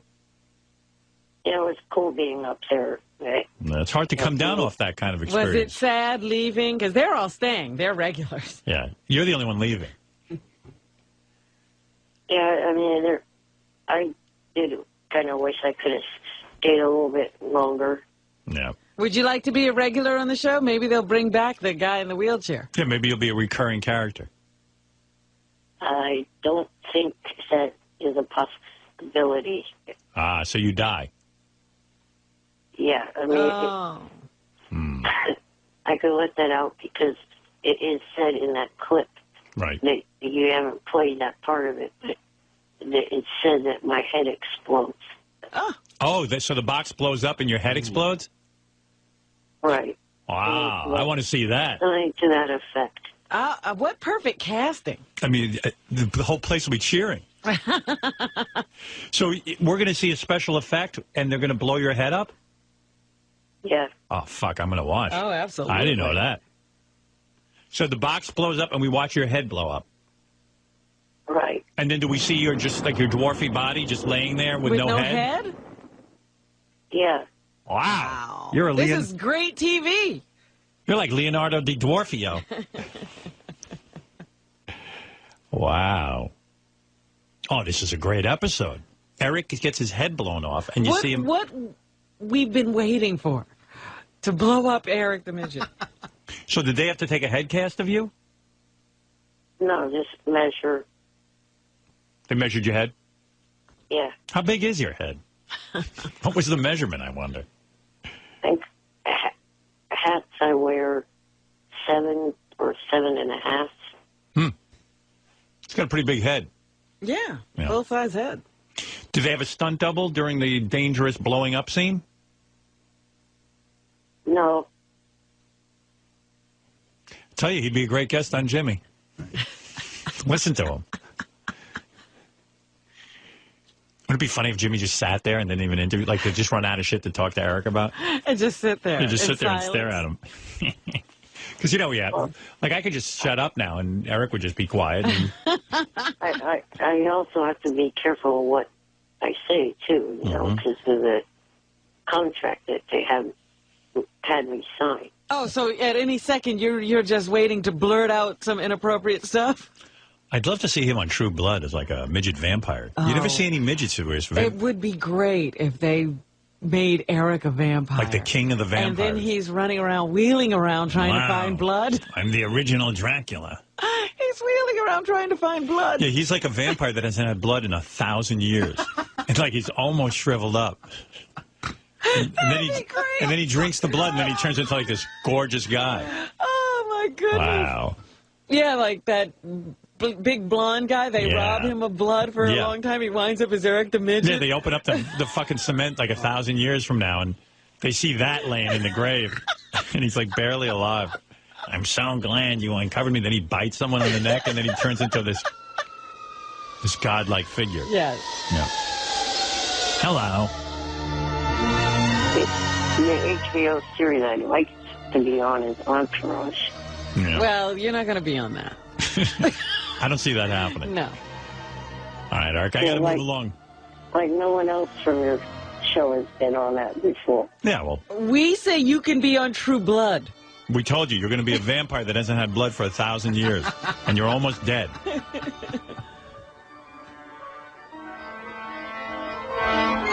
Yeah, I watch that one too, but I would prefer to be on Entourage. Yeah, well, the job is True Blood. no, the job is for True Blood. It's a script that I will be writing for True Blood. We don't see you in Entourage.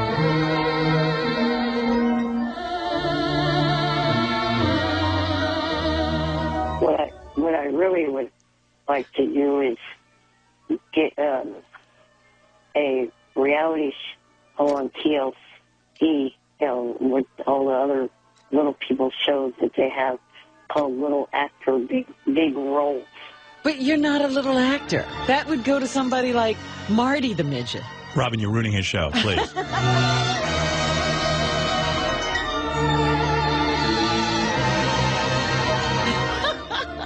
The only show, his reality show would be the little guy who calls into the Howard Stern show. Right. All right, Eric, I got to go, okay? It's been fascinating. And good luck with Thursday night. Right, and for people to see that clip that you played, check out the YouTube page, JFSC03, or Facebook, Johnny Fronto Social Club. Could you ever look up anything? Do you ever notice that, like, Eric never has a simple way of reaching him? It's always so complicated. People wasting their time trying to request me on Twitter, forget it. I'm not going to accept you. I'm going to block you. Is this a tape or is this really him? This is Eric. Eric, what is are you carrying What on is that? How did you switch topics? Go into the Johnny Fronto Social Club on Facebook, and you can follow me there. You're not going to let people follow you on Twitter? Why not? No, because some of the fakes ruined it. There were fake pages of me copying my tweets to African-American celebrities and turning them racist. So That's funny. I closed my tweets. You have you're announcing that you're no longer on Twitter. Hey, by the way, I did find someone. Well, I'm on Twitter. I just use Twitter to look at other people's tweets. I don't. Have you bothered to take any acting classes since you want to be an actor? Have you bothered, like, now that you're not in a role, but maybe you could take some acting classes? Would you ever put any energy into that? I don't know. I mean, if there was somewhere around here to do that, I guess I would. But you don't have a burning desire to really learn to act. No. He's a natural. Hey, by the way, I found someone in your area to give you an IQ test, so we can finally find out if you have any intelligence.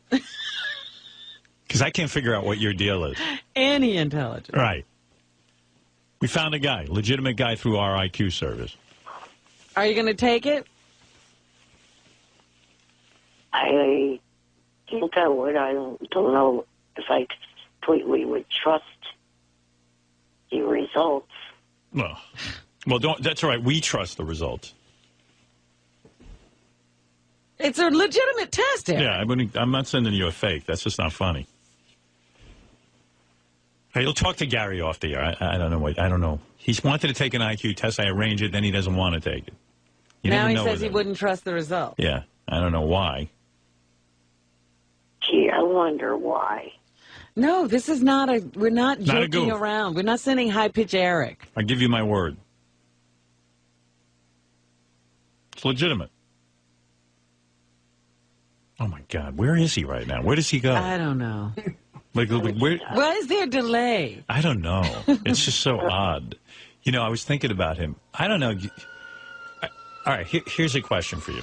Who do you think is taller, Eric the Midget or a fire hydrant? I know the answers here. Gary, give me the sheet. I think a fire hydrant. See, I think Eric might be taller than a fire hydrant. I forget how tall Eric is.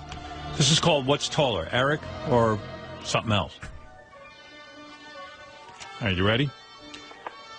This is called What is Taller Than Eric the Midget game. Okay. All right, what's taller, Robin? We should start by saying how tall Eric is. How tall are you, Eric? Last time I was measured, I was 3 feet exactly. 3 feet? How come it says 3.5 feet here? Because that's what he said, because we took it off of what he said last time he was on. Oh, so then this is all wrong. Are you 3 feet or 3.5 feet? When I was last measured at a doctor's office, 3 feet. Oh, then the game's I can invalid. rework the game. I just have to although it tells you how tall everything is. You want me to do it? Yeah. I can't do that. Okay. I don't even understand how it's written. What's taller? Go ahead. Eric the Midget or R2-D2? I say R2-D2 is taller than Eric. R2-D2. Okay, it's R2-D2. He's 3 feet 5 inches tall. Okay. Okay. What's taller, Eric the Midget or a New York City fire hydrant? Okay. Oh, I think Eric is taller. Eric is taller. It's got to. I think Eric. If Eric's 3 feet tall, I'd say a fire hydrant's a little lower. Yeah, fire hydrant's 2 feet and 2 1/4 inches. All right, go 2 ahead. feet. Give me one more. Let me find one that's close. Hold on. What's taller, Eric the Midget or a standard toilet? I say Eric the Midget's taller than a toilet. He's taller. He is. Yeah. He is. How tall is the toilet? 2 feet 4 inches. Okay. Okay, how about who's taller, Eric the Midget or an average 5-year-old male? The 5-year-old. I'm going to say Eric. The 5-year-old's way taller. An average 5-year-old male is 3 feet 8 inches tall. Yeah. Wow. How about Eric the Midget or Vern Troyer? I say Eric's bigger than Vern. Eric. What do you say? Eric's bigger, right? Yeah. Yeah. Yeah, we've met Vern. He is, but it's not by much. How much? What's the difference? Vern's 2 feet 8 inches tall, so Wow. Eric's got 4 inches on Vern Troyer. Don't you think, doesn't Vern wear lifts? That's he's towering. You know over why? her. Because we've never seen Eric standing up. Right. That's why Right. we don't really understand just how small he is. Right. Yeah, Eric's kind of compressed. One more. Okay. Eric the Midget or Michael Jackson's chimp Bubbles? I say Bubbles is bigger. Bubbles. Yeah, Bubbles 5 feet tall. Wow. No. That's what it says here. Bubbles But towers. Wow. Did you think you were bigger than Bubbles? No, I figured it was taller. Let's give one more and let Eric play. Okay.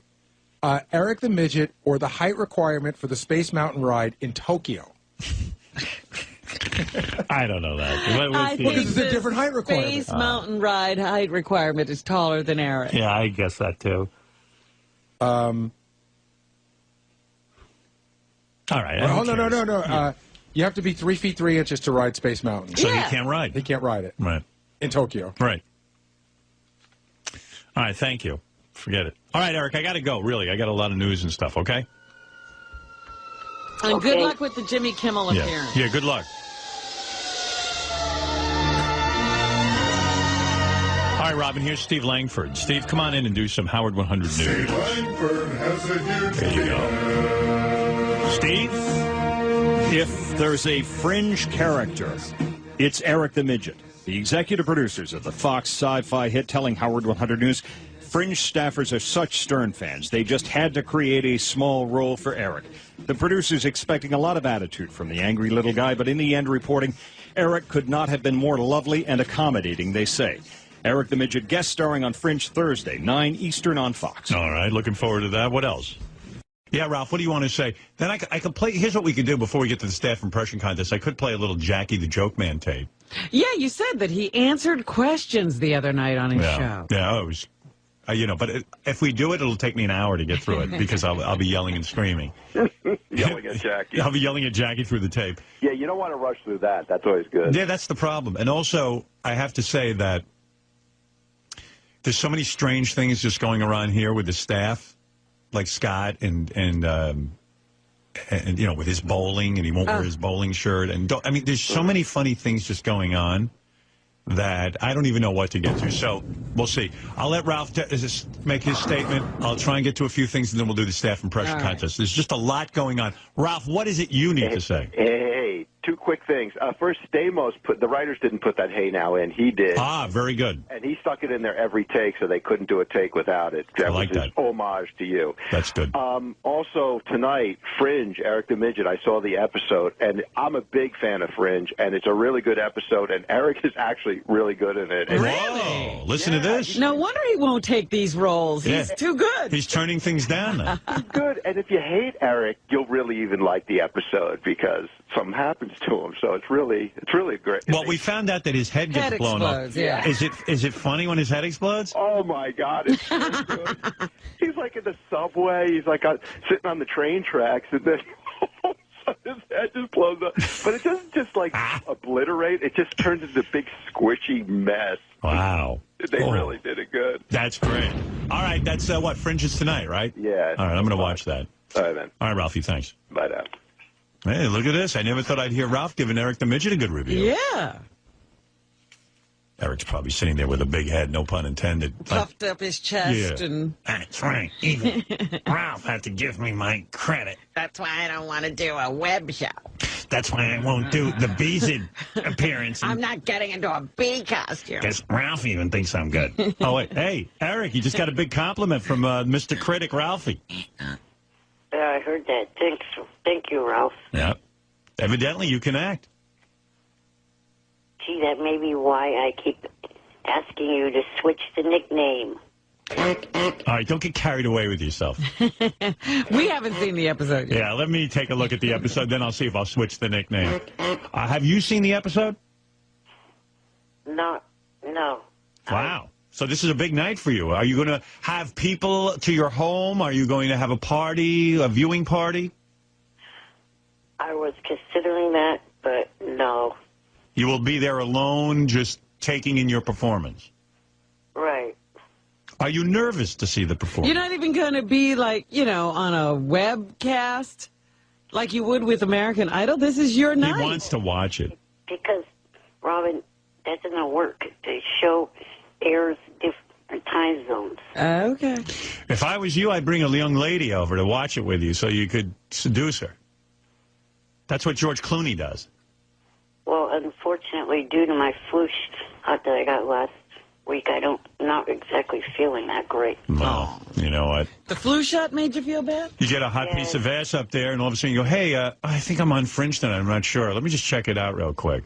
That's the move. Hey, that's me. Hey, wait a second. I forgot. I'm on Fringe. Let me just tune in to see if they didn't fuck up my part. Excuse me, my dear. That's right. Some people that get flu shots get the bad side effect. Yeah, the bad side effect is you get the flu. Yeah. Yeah, I've seen that. That's why I don't get them. You ever see that? You think No, you don't get them because you don't need them. I go, well, listen. A lot of people get them. They don't need them. That flu shot gives you the flu a lot of times. I remember Ronnie got the flu shot. He was sick for 3 months. He got the worst flu. He had the flu. Yeah, I mean, good Lord. I mean, Eric was fine, and now he's sick. Yeah. Because of my, many disability problems, it's recommended every year that I have the flu shot. Yeah, flu could probably kill Eric. I know. He's got so many respiratory issues. Yeah, when I'm near him, I don't even breathe on him. All right, Eric, congratulations, and we'll all be watching tonight. Thank you. Can't wait to see your head blow up. That sounds very cool. I wonder if Eric snuck any memorabilia out of this show, because... Yeah, what did he have as a costume? Could be very valuable. Actually, I didn't take anything with me. They did give me a season 1 DVD and... No, I mean, like, why didn't you, but Eric, why didn't you grab a piece of your head so you could, that's like, and you could have framed it, or? Because I didn't have any of that set up yet. I see. Didn't have any of that set up till after, like, a couple weeks after I was done. What about your costume, your wardrobe? I hope you saved that. No, actually, that's still all up there in the studio. I love that. They needed that. They needed a size 1 shirt. Ralph wants to clarify something. Hold on. Let me make sure I don't hang up on Eric. Yes, Ralph. Hey, now? Hey, now. I didn't say, I just want to correct you. I didn't say Eric could act particularly. I just said was a really good role for him, and he was really good. So he was good on the show? He was good on the show, but I don't think... What are you saying? I'm not saying that this is like the tape that you're going to send around to. You don't think he'll get an Emmy for this? Can you imagine if Eric gets an Emmy? That's the ones they hand out the week before. So Ralph is taking back his compliment, Eric. He says, you're good on the show. But you're not a good actor. But you're not a good actor. No, I didn't say that. This was good. I mean, he's playing a homeless guy. They have him propped up on a chair. It was, Wow, the way you were talking, I thought I was going to nickname him Eric the Midget Roberts.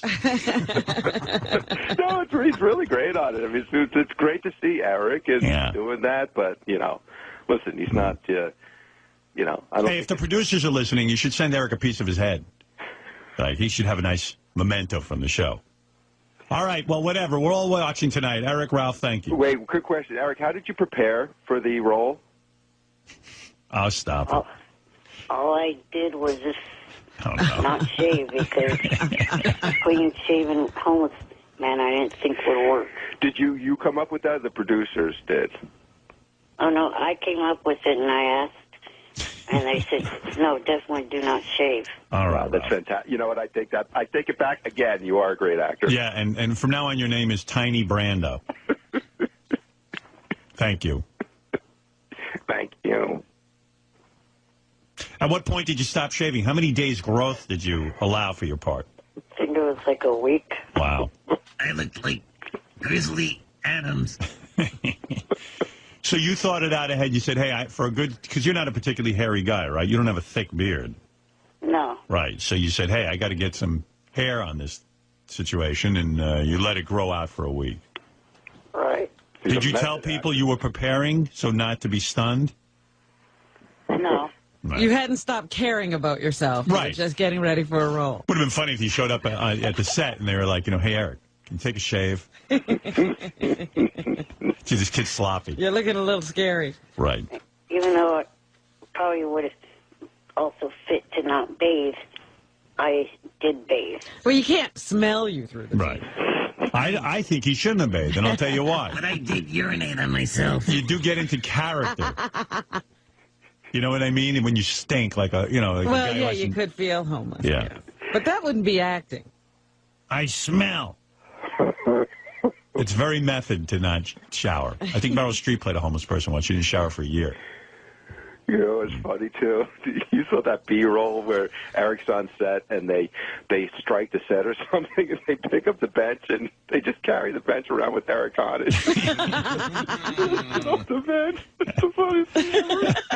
Where'd you see that? It was on Hulu or something. You know that thing that gets... Oh, yeah. I know what you mean. Behind the scenes. Behind the scenes, yeah. Hey! See the union guys pick up the bench and Eric... They don't care. Sitting there like a watermelon. You don't get up, they're going to take you off. They don't do this to Christian Bale. I love Eric. Are you his biggest fan? Come on, you know it. No. I'm the biggest fan. Whenever I see Ralph, he's always doing Eric every minute. All right, thank you. Eric, congratulations. You've got a new fan. Bye for now.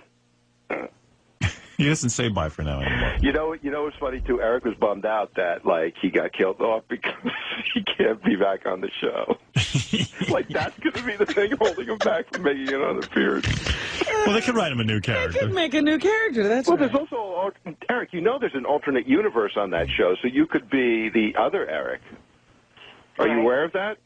Someone did bring it up to me on Facebook the other day. Right, so maybe your head could blow up in another universe. They just keep bringing him back and blowing him up. Honestly, if I don't watch Fringe, but if they blow up Eric's head every week, I would watch. Every week? You know. But Ralph, if you seem to know something about the show. If Eric comes back in an alternate universe, would he have to shave or would he be unshaven? No, he could be unshaven. It's like if your life took a different path or something. So it's you, but it's like a skew, you know, like in the alternate universe, Kennedy is still the president or something, you know. But what if in the alternate universe Eric's a billionaire? He would shave. Yeah, he would shave. That's what the person actually kind of said was that, you know, in the role I played a homeless man, and then in the alternate universe, I could be a rich person. Right. Mini Howard Hughes. I'll tell you what, man. I'm really... See, Howard TV isn't giving me enough budget. I would do a remake of I Dream of Jeannie, except Eric is Jeannie. Eric is Jeannie. Yeah, I'd hire him for that. And I'd put together a quick script. Hello, master. It's like 5 head. Yeah. And I'll be, you know, the guy in the military uniform. Okay. Would Eric... And you're in love with Eric? Well, yeah. I'm gay. I'm gay for Eric. But he has no interest in me. Oh, master. Genie costume? What? Would you put him in a genie costume? Of course. With the slippers. And the belly. The belly shirt and the veil and the little balloon pants. The little balloon pants. I want the ponytail, too. Eric, would you be open to that? I don't know about that. Look at this guy. You can't even get this guy to do it. You know? Yeah, remember He's Colin hard to get. wrote that Taxi Driver script for Eric? Right. He wouldn't even consider it, yeah. Right.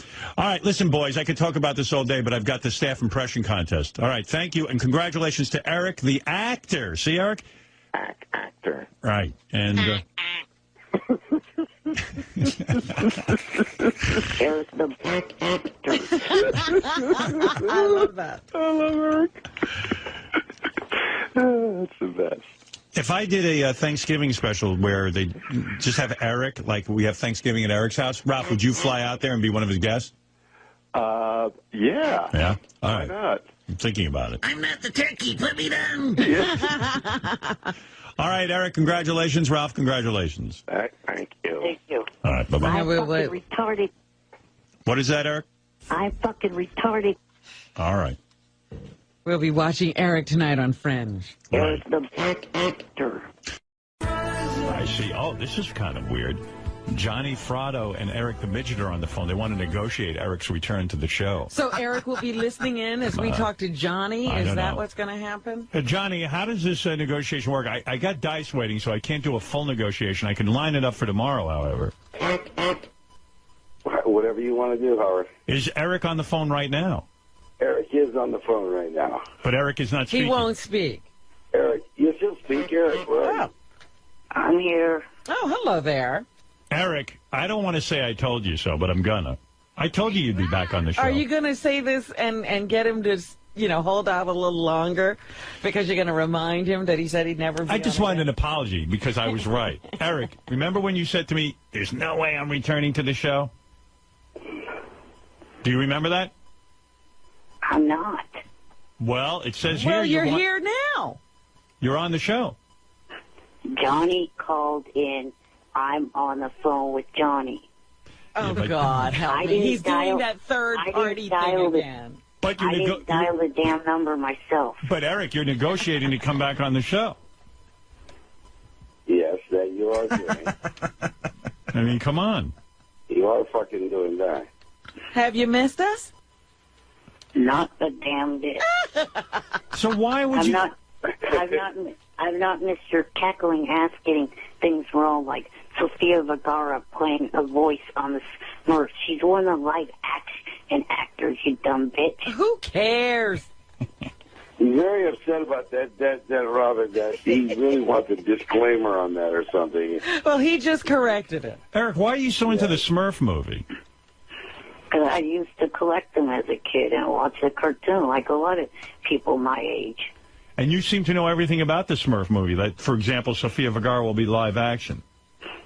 Because I think I've watched all of the trailers that have been put online. I see. If I would have known this, I would have built a whole fucking Smurf village at that Comic-Con. Eric, do you relate to the Smurfs? Is that why? Because you feel, you're a little person and they're actually little people? They're actually dwarves? No, it's not it. Who's your favorite Smurf? Grumpy? No. Did you ever fantasize about being a Smurf? No, not at all. Do you have a favorite Smurf?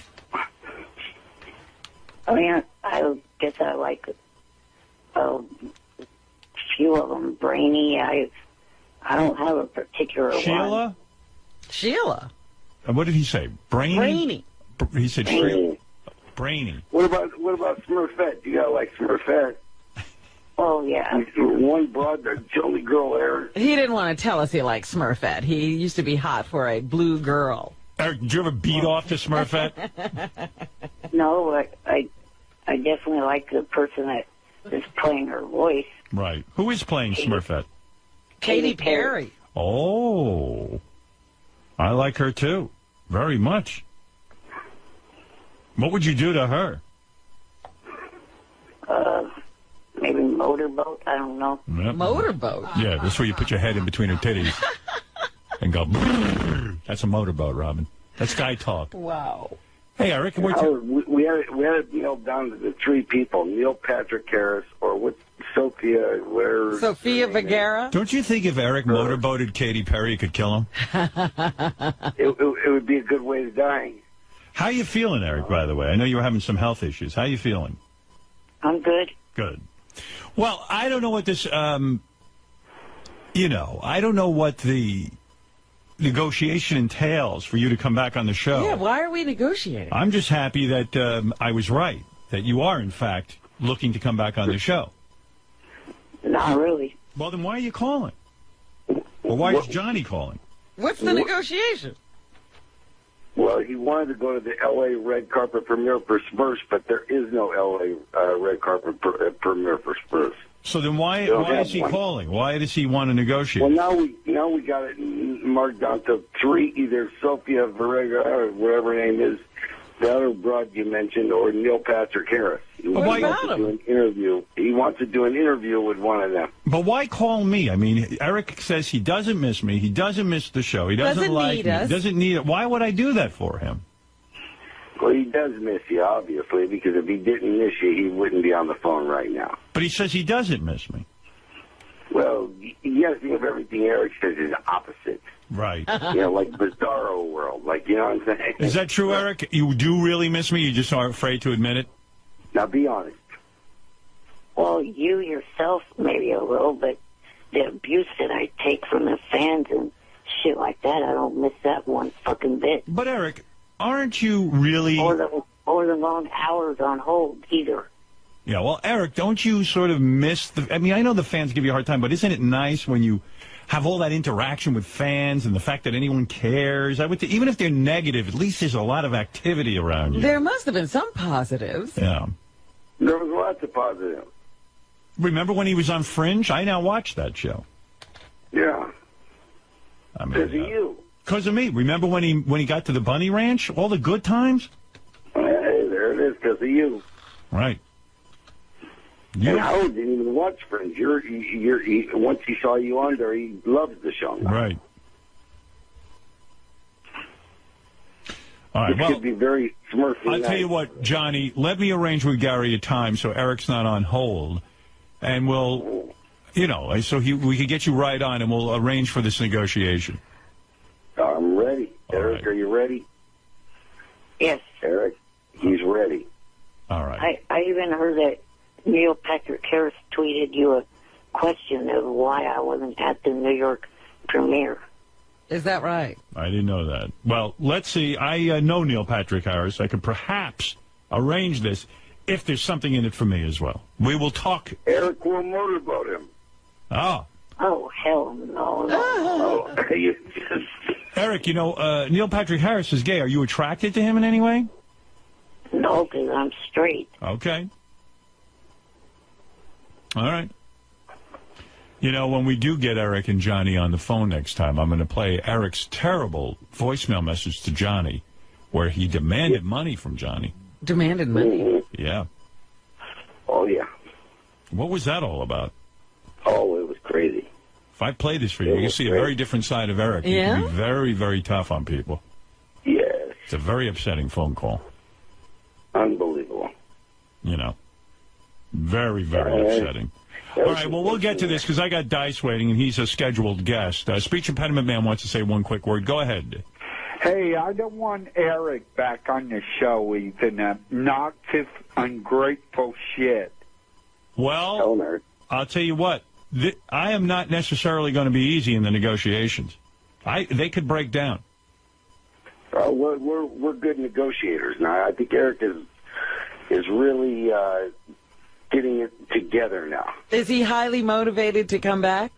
Highly motivated. Tell Eric the only way you'll let him back on is if he flies with balloons. All right, speech impediment man. Thank you, Captain Jenks. Go ahead, please.